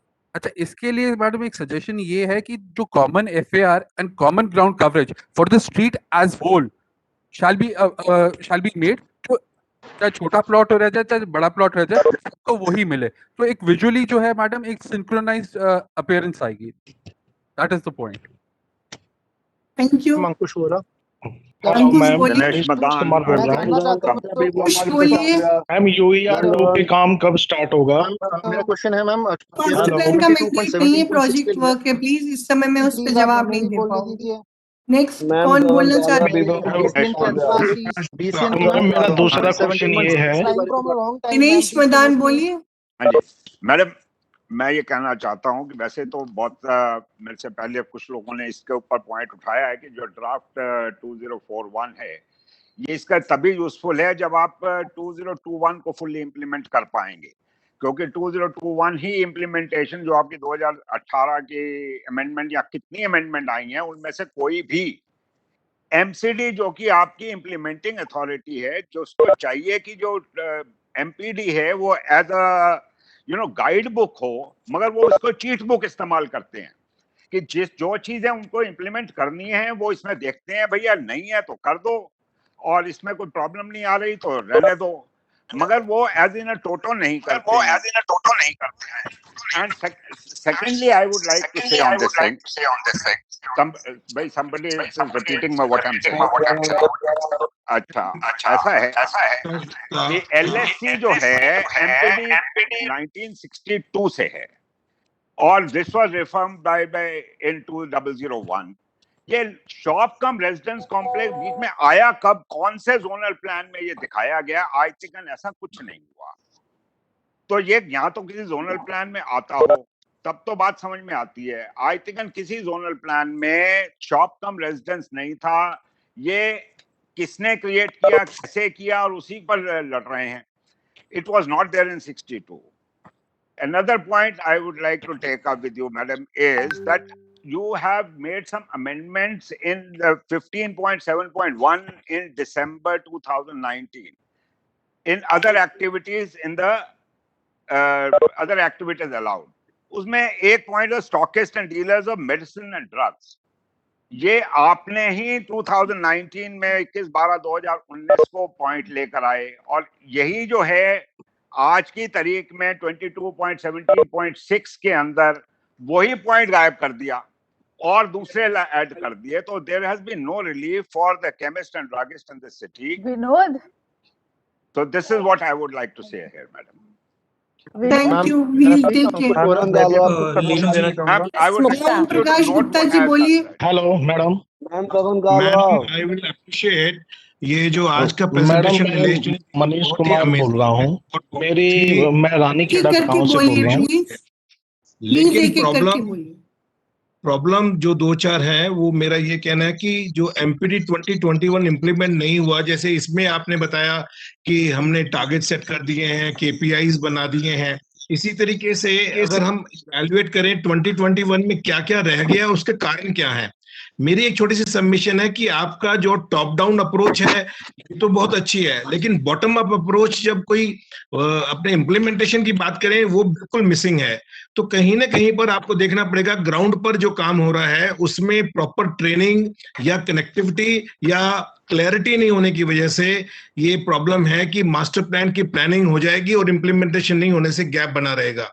तो आई वुड रिक्वेस्ट कि हम लघुद्योग भारती आपको राइटिंग में सजेशंस अभी भेजने वाली हैं, लेकिन एट द सेम टाइम इस बात को ध्यान दिया जाए कि 2021 इम्प्लीमेंट क्यों नहीं हुआ, उसके क्या कारण रहे और उसको आप कैसे एड्रेस कर रहे हो आगे आने वाले समय में। Thank you. ठीक है जी, थैंक यू। ये Manish Kumar ji. I'm sorry to bother you again. Hello Manish Kumar ji मैं मनीष कुमार बोल रहा हूँ। मैं रानीखेड़ा गांव से बोल रहा हूँ, दिल्ली 81। मैम मेरे पास 1 एकड़ एग्रीकल्चर लैंड है जो लैंड पुलिंग एरिया में आ रहा है। तो मेरे ना 3 सेक्टरों में जमीन आ रही है, सेक्टर 33, सेक्टर 34, सेक्टर 35 जो एन जोन में है। तो क्या मुझे तीनों कंसोर्शियम में भाग लेना पड़ेगा या मुझे एक सेक्टर में नहीं मिल जाए मेरे को 60% जमीन जो मेरे को डेवलपमेंट आज का जमीन है? कंसल्टेशन 2041 पे है, भी मैं इस बात का जवाब नहीं दे पाऊंगी। प्रवीण कटारिया जी बोलिए। थोड़ा सा कुछ बोलिए प्रवीण कटारिया जी। रिया खारी, कैन आई स्पीक? मैडम बोल रहे प्रवीण कटारिया जी बोलिए। आवाज नहीं आ रही उनकी, उनको गायब कर दो। चलिए, और कोई बोलना चाहता है? आपसे बोलिए मिसेस मुक्ता। अरे उसकी This is Mukta.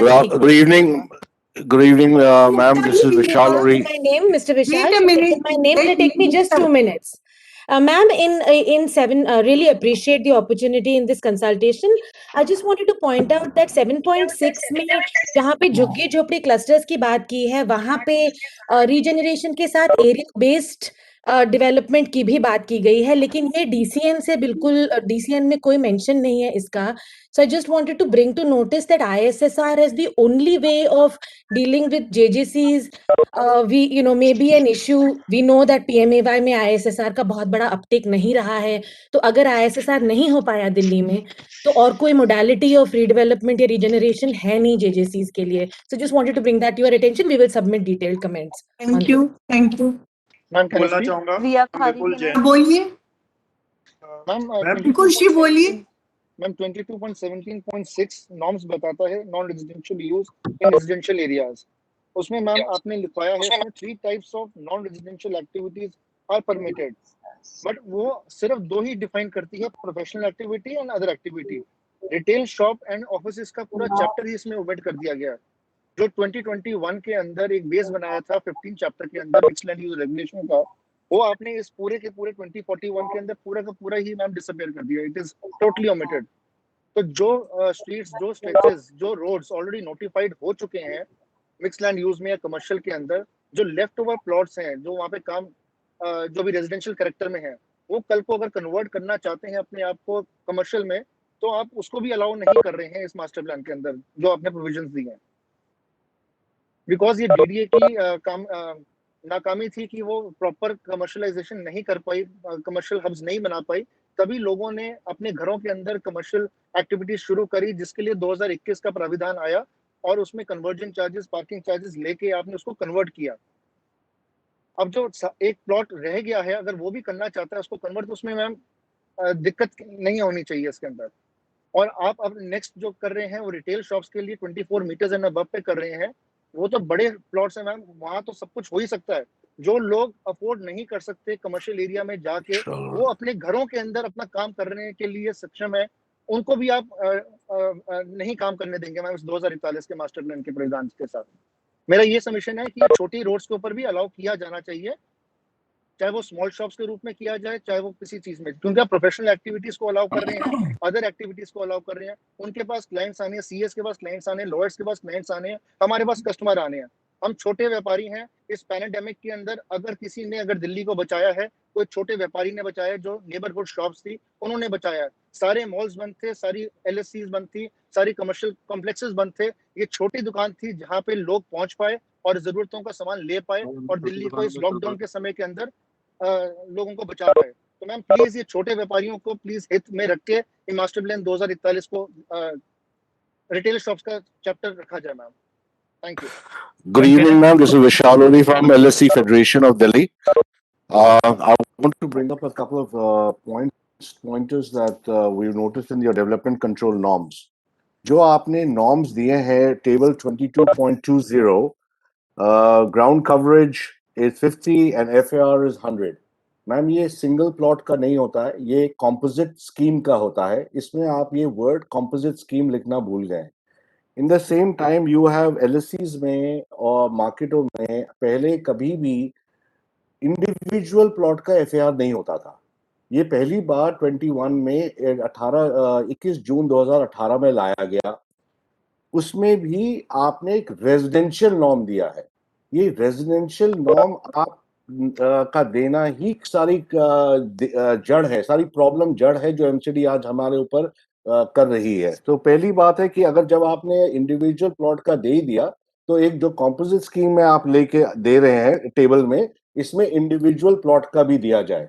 Second thing is ma'am, ROW जो आपने यहाँ मेंशन किया है इस टेबल में, कभी भी किसी भी कमर्शियल सेंटर में, चाहे वो डिस्ट्रिक्ट सेंटर हो, वो कम्युनिटी सेंटर हो, वो लोकल शॉपिंग सेंटर हो, ROW नहीं दिया जाता, क्योंकि वो एक स्कीम होती है, एक इंक्लोज्ड एरिया होता है. कहीं रोड बड़ी होती है, कहीं रोड होती ही नहीं है.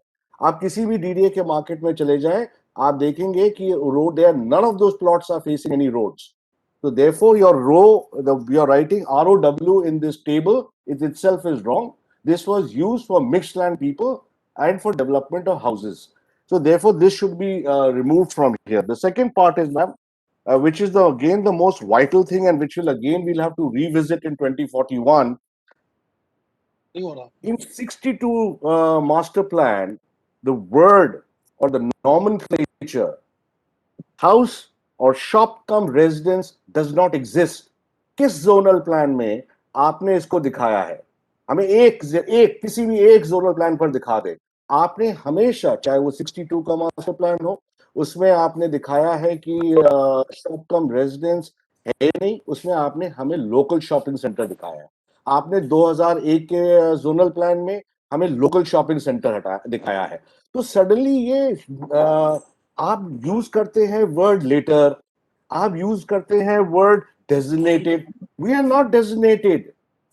We were original LSCs. You have designated us as shop cum residence. You have later created a shop cum residence category. How have you created this? From where have you got it? Have you seen my zonal plan? Have you seen my sale deed? Have you seen my lease deed? Have you seen my layout plan? So where has this come from? This is a nomenclature created by MCD and which you have given wind to the fire. That's what we would suggest. So certainly, shop cum residence word should not be used in the master plan, because it is LSC complexes who have plots which are shop plots, and there are LSCs which are shop cum residence plots. They're not complexes. Complexes are LSCs. So that is number one that we need to sort out. Otherwise, you will have to revisit everything that we have done in 21. The second thing is, ma'am, आपने residence में आपने 62 master plan का जो population था 40 लाख का था ma'am, आज 2.2 2.3 अलग स्टडीज कहते हैं कि 2.3 करोड़ हो गए हैं। रेजिडेंस में आपने एफएआर 180 से 300 से प्लस कर दिया, आपने डबल कर दिया। तो आपने तो उस एरिया की डेंसिटी को बढ़ा दिया।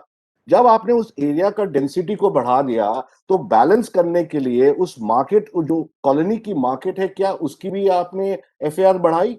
नहीं बढ़ाई। तो इसीलिए उसकी एफएआर भी आज हमें बढ़ाना चाहिए। आपको ये कम से कम 500 करना चाहिए, making it future proof also. आपने दूसरी बात मैम, आप लिखते हो 62 के मास्टर प्लान में लोकल शॉपिंग सेंटर में आप कहते हैं कि 12 से 15 हजार लोगों को वो केटर करेगा, मगर 41 में आप कहते हैं कि 10,000 केटर करेगा। तो मेरा सवाल ये है कि जब 40 लाख से 2.6 गुना पॉपुलेशन बढ़ गया तो वो 12,000 को 25,000 या 30,000 करना चाहिए कि 10,000 करना चाहिए? So that is something which again you need to get into and see there's a major flaw that is happening. And आपको एक इंटरेस्टिंग चीज और बताता हूं जी, 62 में के मास्टर प्लान में और 2001 के मास्टर प्लान में, 2021 के मास्टर प्लान में आप एलएससी का यूज कोड हमेशा C1 देते हैं। आपने न्यूमरस कोर्ट केसेस हुए हैं, उनके रिजल्ट्स भी आ चुके हैं और उन्होंने सबने इसको अपहेल्ड किया है कि इनका यूज कोड C1 है। आज आप 41 में हमें रेजिडेंस दिखा रहे हैं, क्या आपने हमारा लैंड यूज चेंज कर दिया? तो कब किया? तो इसीलिए ये आरडी से हटा के इनको C1 देना चाहिए। एक चीज और है मैम, जैसे फायर नॉर्म के बारे में कुछ लोगों ने कहा है, तो I am not going to go in detail, but we talk about internationally XYZ चीजें हो रही हैं in different countries in the world. अगर आपने देखेंगे कि अगर एलएससी मार्केट्स में, किसी भी आप एलएससी मार्केट में आप ग्राउंड में आ जाए, हम आपको 10 एलएससी मार्केट लेके जाते हैं, कुछ डीडीए ने डेवलप किया है, कुछ एमसीडी ने डेवलप किया है, प्लॉट का 100% कवरेज अलाउड है। तो सर मैडम, पुरानी बिल्डिंगों में 30 साल पुरानी बिल्डिंग, 40 साल पुरानी बिल्डिंगों में हम सेकंड स्टेयरकेस कहाँ निकालेंगे? हमको, और आप जैसे बाहर यूरोपीय कंट्रीज में, अमेरिका में करते हैं, you have suspended open fire staircase. This should be allowed. Why are you insisting everything has to be within the plot line? The last leg of that staircase should be suspended and only used at the time of a fire. There are provisions worldwide who have used it, and if you're following a worldwide policy, then I think this should be incorporated. The last thing, every time a master plan comes up, you very nicely say, Lutyens Delhi mein development ye applicable nahi hai. Is the life of a common citizen less than people living in Lutyens Delhi? When the metro stations are going through Lutyens Delhi, are you giving mixed land vertical uses in that area? Why are you not giving it there? The same should be applied there. If you cannot apply it there, then you have no right to apply it in any other part of the city. And last and not the least, we talk about MCD, right? जब आप master plan बनाते हैं और MCD उसकी सुनवाई नहीं करती, तो उससे मैम आप मास्टर प्लान बना क्यों रहे हैं? आप बोलते हैं कि ये पूरे दिल्ली में इसकी जुरिडिक्शन है, आप मत बनाइए, आप लिख दीजिए नहीं, this is only for DDA area. अगर आप नहीं एमसीडी से इंप्लीमेंट कर सकते हो तो आप छोड़ दें मास्टर प्लान, एमसीडी को अपना मास्टर प्लान बना दे दीजिए, आप अपना मास्टर प्लान बनाइए। ऐसे ही मल्टी एजेंसीज हैं हमारे सिटीज में, तो क्या प्रॉब्लम है इसको भी करने में? या तो आप अगर मास्टर प्लानर है, आप उनसे सुपीरियर है, तो आपको एमसीडी को क्लियर करना चाहिए कि आप गलत कर रहे हैं। आज C1 कोड में रेजिडेंस यूज कमर्शियल एरिया में अलाउड ही नहीं है, वो आज भी नक्शा पास करते हैं। तो आप 41 एमपीडी में ला रहे हैं चीजें जो वो एमसीडी मानने नहीं वाली, तो फायदा क्या है इसका? Why are we wasting time over here? Why are we wasting your time putting so much an effort into this? So these are things we all need to look into and find a proper path. Thank you. Thank you, everyone. Now the time is up for the meeting. Ma'am, we need to speak. We cannot give endless time. Please, We have raised our hands since last half an hour. We have to speak. सबका सुन लीजिए please, सबका सुन के जाइए। अगर meeting कर रहे हैं please सुन के जाइए। Ma'am, can I speak something? मैं बताऊं? Who is speaking? I don't understand. So many people are talking. Only one person should talk. Yes, ma'am. I want to I'm chapter representing. waiting for 2 hours. Please. This is Ajay Gupta. Ma'am, बोलिए Mr. Vijay Istani, बोलिए। ठीक है, okay. I'll wait, ma'am. Addition alteration के लिए individually shoppers को permission देनी चाहिए। DDA markets में कोई भी एडिशन अल्ट्रेशन करना हो तो उसके लिए इंडिविजुअली परमिशन मिलनी चाहिए। मेरा नंबर ही नहीं आया। Ma'am, this is Shiva Handa. ठीक है, thank you. बोलिए शिव हांडा जी। Yes, बोलिए शिव हांडा। I'll speak only Ma'am, one table minute. 22.86 talks about other activities which are permitted on ROW 24 meter and above. Whereas the heading of that particular table is being misprinted. I just want to make it, it is written as other activities permitted identified mixed land use fleet, whereas other activities are also allowed on non-notified road also. So that heading has to be changed. Secondly, ma'am, the chapter has encompassed various other activities like banquet hall, restaurants, which are also there on non-notified roads, which are being allowed. Whereas various other activities are also running on non-notified roads, which the chapter does not say anything to them, and the local body has granted them permission and other taken commercial conversion charges. So the chapter is silent on that particular point. DDA has to take into consideration that thing also, that various activities are also running on non-notified roads. Can you hear me, ma'am? Yeah, I am hearing you. Yes, and the DDA and the MCD has taken commercial conversion charges, given them NOC. So if that particular, all the activities are also not taken up by the DDA, as the plan is silent by the DDA in this present master plan, then it will going to face they are also going to face difficulty in later on times, ma'am. Can I speak for a minute? This is Ajay Gupta. Ma'am, Ajay Gupta, you have already spoken. I want to update you something. Only 1 second. Only 1 second. Sunny ji, only 1 minute. Completely agree with Mr. Shiva. Only Sunny ji, commercial activity. आप 61 का master plan का 61 page खोलिएगा। Please speak one by one. Ma'am, completely agree with Mr. Shiva. 70% commercial activity running on non-notified road above 24 meters should be permitted.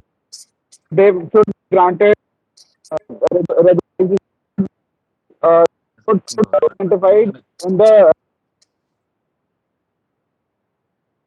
I'm not able to hear anyone. Under these heads, please regularize the one businesses that are running before pandemic. They should be released to us as well in this. Ma'am, can I go next? Ma'am, The chapter 22.17.16.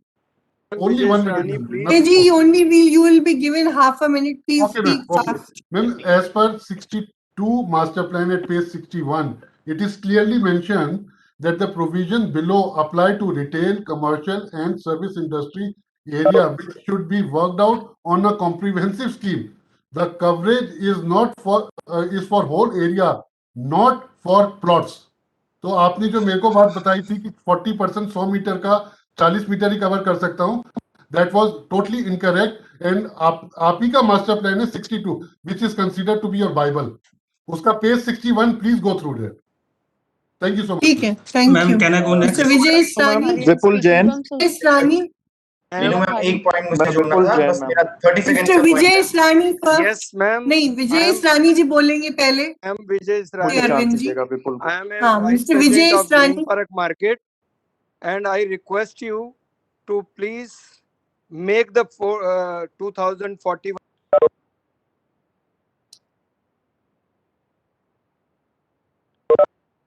आपकी आवाज नहीं आ रही mister विजय सरानी। मैं बोलूं ma'am? मैं बोल सकता हूँ। बस कौन मेरा बोल एक रहा है? पॉइंट था, अरविंद बोल रहा हूँ। मेरा बस एक हाँ, पॉइंट बोलिए था अरविंद। कि लास्ट एक बार आप प्लीज कमेंट में भी डालिएगा और इसको रिकॉर्ड पे भी लीजिएगा कि हम चाहते हैं कि सारे जो डॉक्यूमेंट्स बनाए गए हैं डीडीए द्वारा मास्टर प्लान 2041 के लिए, जो भी ड्राफ्ट से पहले की प्रिपरेटरी स्टडीज, टैक्स पेयर्स की तरफ से 24 करोड़ इस पे खर्चा हुआ है मेरे ख्याल से, जितना डिटेल हमारे पास है। तो सारे डॉक्यूमेंट्स प्लीज डीडीए अपने वेबसाइट पे अपलोड करे। इस पे ईएलयू, एग्जिस्टिंग लैंड यूज प्लान और सारे डॉक्यूमेंट्स जो इसके हवाले से बनाए गए हैं प्लीज अपलोड करिए। लास्ट कमेंट ये था मैम कि अगर हम जब वर्ल्ड क्लास सिटीज की बात करते हैं ना, वहां पे वो वर्ल्ड क्लास इसलिए होते हैं कि वो लोगों की भागीदारी के साथ प्लान बनाते हैं, लोगों को शामिल करके प्लान बनाते हैं। तो ऐसे वेबिनार्स के थ्रू प्लीज आप मत करिएगा। आई होप कि इस पूरे प्रोसेस से एक चीज हमको दिखिए कि वेबिनार और जूम के थ्रू लोगों की पार्टिसिपेटरी प्लानिंग नहीं हो सकती है। तो वर्ल्ड क्लास अगर हमको सिटी बनना है, दिल्ली को बनना है 20 साल में, तो हमें उनकी तरह प्रोसेसेस भी अप्लाई करने पड़ेंगे। और मैं उम्मीद ये कर रहा हूँ कि अभी हम कर रहे हैं, दूसरी मीटिंग अब 2041 में ना हो। तो ये प्लीज इसको कंटिन्यू करें और इससे ज्यादा बेटर पार्टिसिपेटरी मेथड्स निकालें। और कोविड टाइम के दौरान ये जो पूरा प्रोसेस चल रहा है, इससे हम अभी भी इसके खिलाफ हैं और इसके खिलाफ में हम प्रोटेस्ट भी कर रहे हैं और आगे भी ऐसे आप जहां पर भी मौका मिला आपके सामने रखेंगे बात। Thank you. Thank you. Ma'am नमस्कार, मेरा नाम रिया खारी है, मैं सुल्तानपुर से बोल रही हूँ। तो मेरा ये इशू है जो मैं एम्पलीफाई करना चाहती हूँ आज अर्बन विलेजेस के रिगार्डिंग। मैम 2021 का मास्टर प्लान जब 2008 में ड्राफ्ट हो रहा था, तब सुल्तानपुर को विलेज कंसिडर करा था, रूरल एरिया। तो इसीलिए कुछ भी स्कीम नहीं आई थी उसकी मार्केट के लिए। ये 20-25 साल पुरानी मार्केट है और ये 20-25 साल पुरानी मार्केट है मैम, और अब 2 साल से अर्बन विलेज में कंसिडर हो चुकी है। पर अब भी 2041 में भी इसके लिए कोई स्कीम नहीं आई है। ये मार्केट बिल्कुल आइडेंटिफाई नहीं हो रही है कहीं पे भी। सजेशन एंड ऑब्जेक्शन मैंने अपना भेज दिया है आपके उस पे। मेरे को अपनी ये इशू आज एम्पलीफाई करना था आपके सामने। प्लीज कंसिडर करें इस चीज को। Thank you everyone for participating. हमने पिछले 1 मिनट का टाइम आधे घंटे से 1 मिनट लेना चाहूंगा आपका। मैम कौन हर्ष बोल बंसल रहा है? बोल रहा हूँ मैम। बोलिए हर्ष जी। आपकी आवाज नहीं आ रही हर्ष जी। लीनू जी, क्या मैं बोल सकता हूँ? जो आपने आपकी ये आवाज डॉक्यूमेंट आप बोलिए। हाँ बोलिए हर्ष जी। पहले तो धन्यवाद प्रकट करना चाहूंगा जो आपने डॉक्यूमेंट प्रिपेयर किया, जिसमें आपने land, water, sewer, waste management सबके बारे में जिक्र किया है, परंतु कमर्शलाइजेशन के बारे में पूरा जिक्र नहीं किया है। मैं इसके अंदर आपको एक सजेशन देना चाहूंगा कि जितनी भी कमर्शियल मार्केट्स हैं पूरी दिल्ली में, चाहे वो LNDO की हो, चाहे वो DDA की हो, चाहे वो DLF की हो, आप उनके कॉम्प्रिहेंसिव लिस्ट बना के उसमें डालें, ताकि MCD जैसे जो लोग हैं जो हमें हैरेस करते हैं, हम पिछले 40 महीने से सील पड़े हैं और हमें कोई रिलीफ नहीं मिल रहा। आपकी 21 जून की नोटिफिकेशन आने के बावजूद कोई उसको इम्प्लीमेंटेशन करने के लिए तैयार नहीं है। आज के टाइम में MCD कहती है हम DDA का मास्टर प्लान नहीं मानते, मॉनिटरिंग कमेटी कहती है मास्टर प्लान में जो लिखा है 100% ग्राउंड कवरेज, हम उसको नहीं मानते। आप उसको 90% FAR में लेके आएंगे तो हम आपकी प्रॉपर्टी को डीसील करने के बारे में सोचेंगे। दूसरी चीज मैम, जो आपने इसमें फायर नॉर्म्स की बात कही है, फायर नॉर्म्स की जो पुरानी बिल्डिंग्स बनी है उसके अंदर इम्प्लीमेंटेशन करना नेक्स्ट टू इम्पॉसिबल है। अगर आप देखें एक बिल्डिंग के अंदर मल्टीपल ओनर्स होते हैं तो हर एक बंदा सीढ़ी को चौड़ा करने के लिए जगह नहीं देगा। जो ग्राउंड फ्लोर का ऑक्यूपेंट है स्पेसिफिकली वो अपनी जगह खराब करना नहीं चाहेगा। तो आपको इसमें थोड़ा सा करेक्शन करने की आवश्यकता है। तीसरी चीज, आप डीडीए और सुप्रीम कोर्ट दोनों ये चीज मान चुके हैं कि एमएलयू ने पूरे सिटी का जो विनाश किया है वो कर दिया है। तो आपको इस मास्टर प्लान के थ्रू एक प्रोसेस बनाना चाहिए जिससे आप मिक्स लैंड यूज की यूजेज को कम करें, आप उसको प्रोत्साहित ना करें। आपको धीरे धीरे करके कैटेगरी ए और बी कॉलोनी से एमएलयू को डिसकंटिन्यू करना चाहिए and followed by C, D, E and F and so on. इसके लिए आपको कमर्शियल मार्केट्स जैसे डिफेंस कॉलोनी हो गई, GK1, GK2, सुंदर नगर और राजेंद्र नगर मार्केट्स है, इन जैसी कमर्शियल मार्केट जिन्होंने प्रीमियम पे करके अपनी प्रॉपर्टीज खरीदी है उनको एक हायर FAR देना चाहिए ताकि लोग उन मार्केट्स में जाके काम करना ज्यादा पसंद करें जहां पर पार्किंग है, पार्क्स हैं, ग्रीनरी है, सीवेज है और water connection for all those commercial activities के लिए अवेलेबल हैं, रादर दैन एमएलयू जिसकी वजह से ट्रैफिक जैम्स होते हैं मेन रोड पे। आप आज भी मेन रोड पे कमर्शियल एक्टिविटीज अलाउ कर रहे हैं 24 मीटर से ऊपर पे।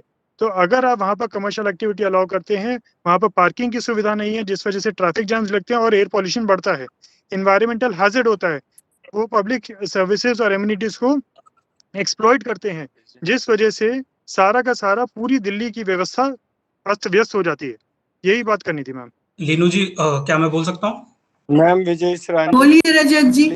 मेरी जी मैम, तो रजत जी बोलिए। मैं सबसे पहले ये कहना चाहता हूँ कि एक इतने महत्वपूर्ण वेबिनार में जो कि पॉसिबली दिल्ली की जनता के लिए आखिरी मौका है जहाँ पे हम डीडीए से एक साथ मिलकर भागीदारी की बात कर सकते हैं, उसमें वीसी साहब का ना होना काफी दुखद है और इसका डीडीए को जवाब देना चाहिए। दूसरी बात, एक शब्द बार बार इस वेबिनार में यूज किया गया कि फैसिलिटेट किया जा रहा है, तो डीडीए से ये भी जानना चाहते हैं कि इस फैसिलिटेशन का मतलब क्या है, कि एक वेबिनार बुलाना, डीडीए क्या लोगों तक गया, क्या लोगों की आवाज सुनी, क्या लोगों को मास्टर प्लान के बारे में बताया गया।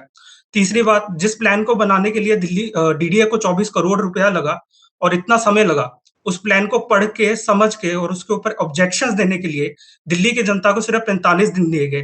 क्या डीडीए ये समझता है कि ये 45 दिन काफी हैं? और लास्ट बात, सारी सजेशंस और फीडबैक के साथ साथ हमारा रोज प्रदर्शन भी डीडीए की वेबसाइट पे जाना चाहिए, क्योंकि ये वेबिनार में पब्लिकली किया गया है और पब्लिक पूरी दिल्ली की जनता को ये पता चलना चाहिए कि दिल्ली की इतनी ज्यादा जनता इस 45 दिन की डेडलाइन से खुश नहीं है। जिंदाबाद साथियों, मैं भी दिल्ली के साथी है। शुक्रिया। अब इस के साथ मैं इस वेबिनार का समापन करना चाहती हूँ क्योंकि 5 बज चुके हैं, 4:30 बजे तक का टाइम था। कोई नहीं मैडम, एक छोटी सी लाइन बोल दो madam. Ma'am just one thing, हम जस्ट वन थिंग बढ़िया किया।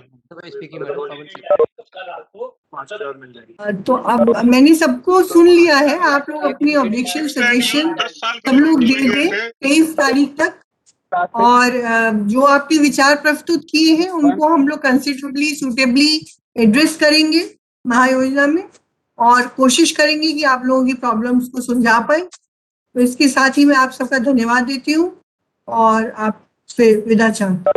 Thank you. Thank you ma'am. Ma'am thank you.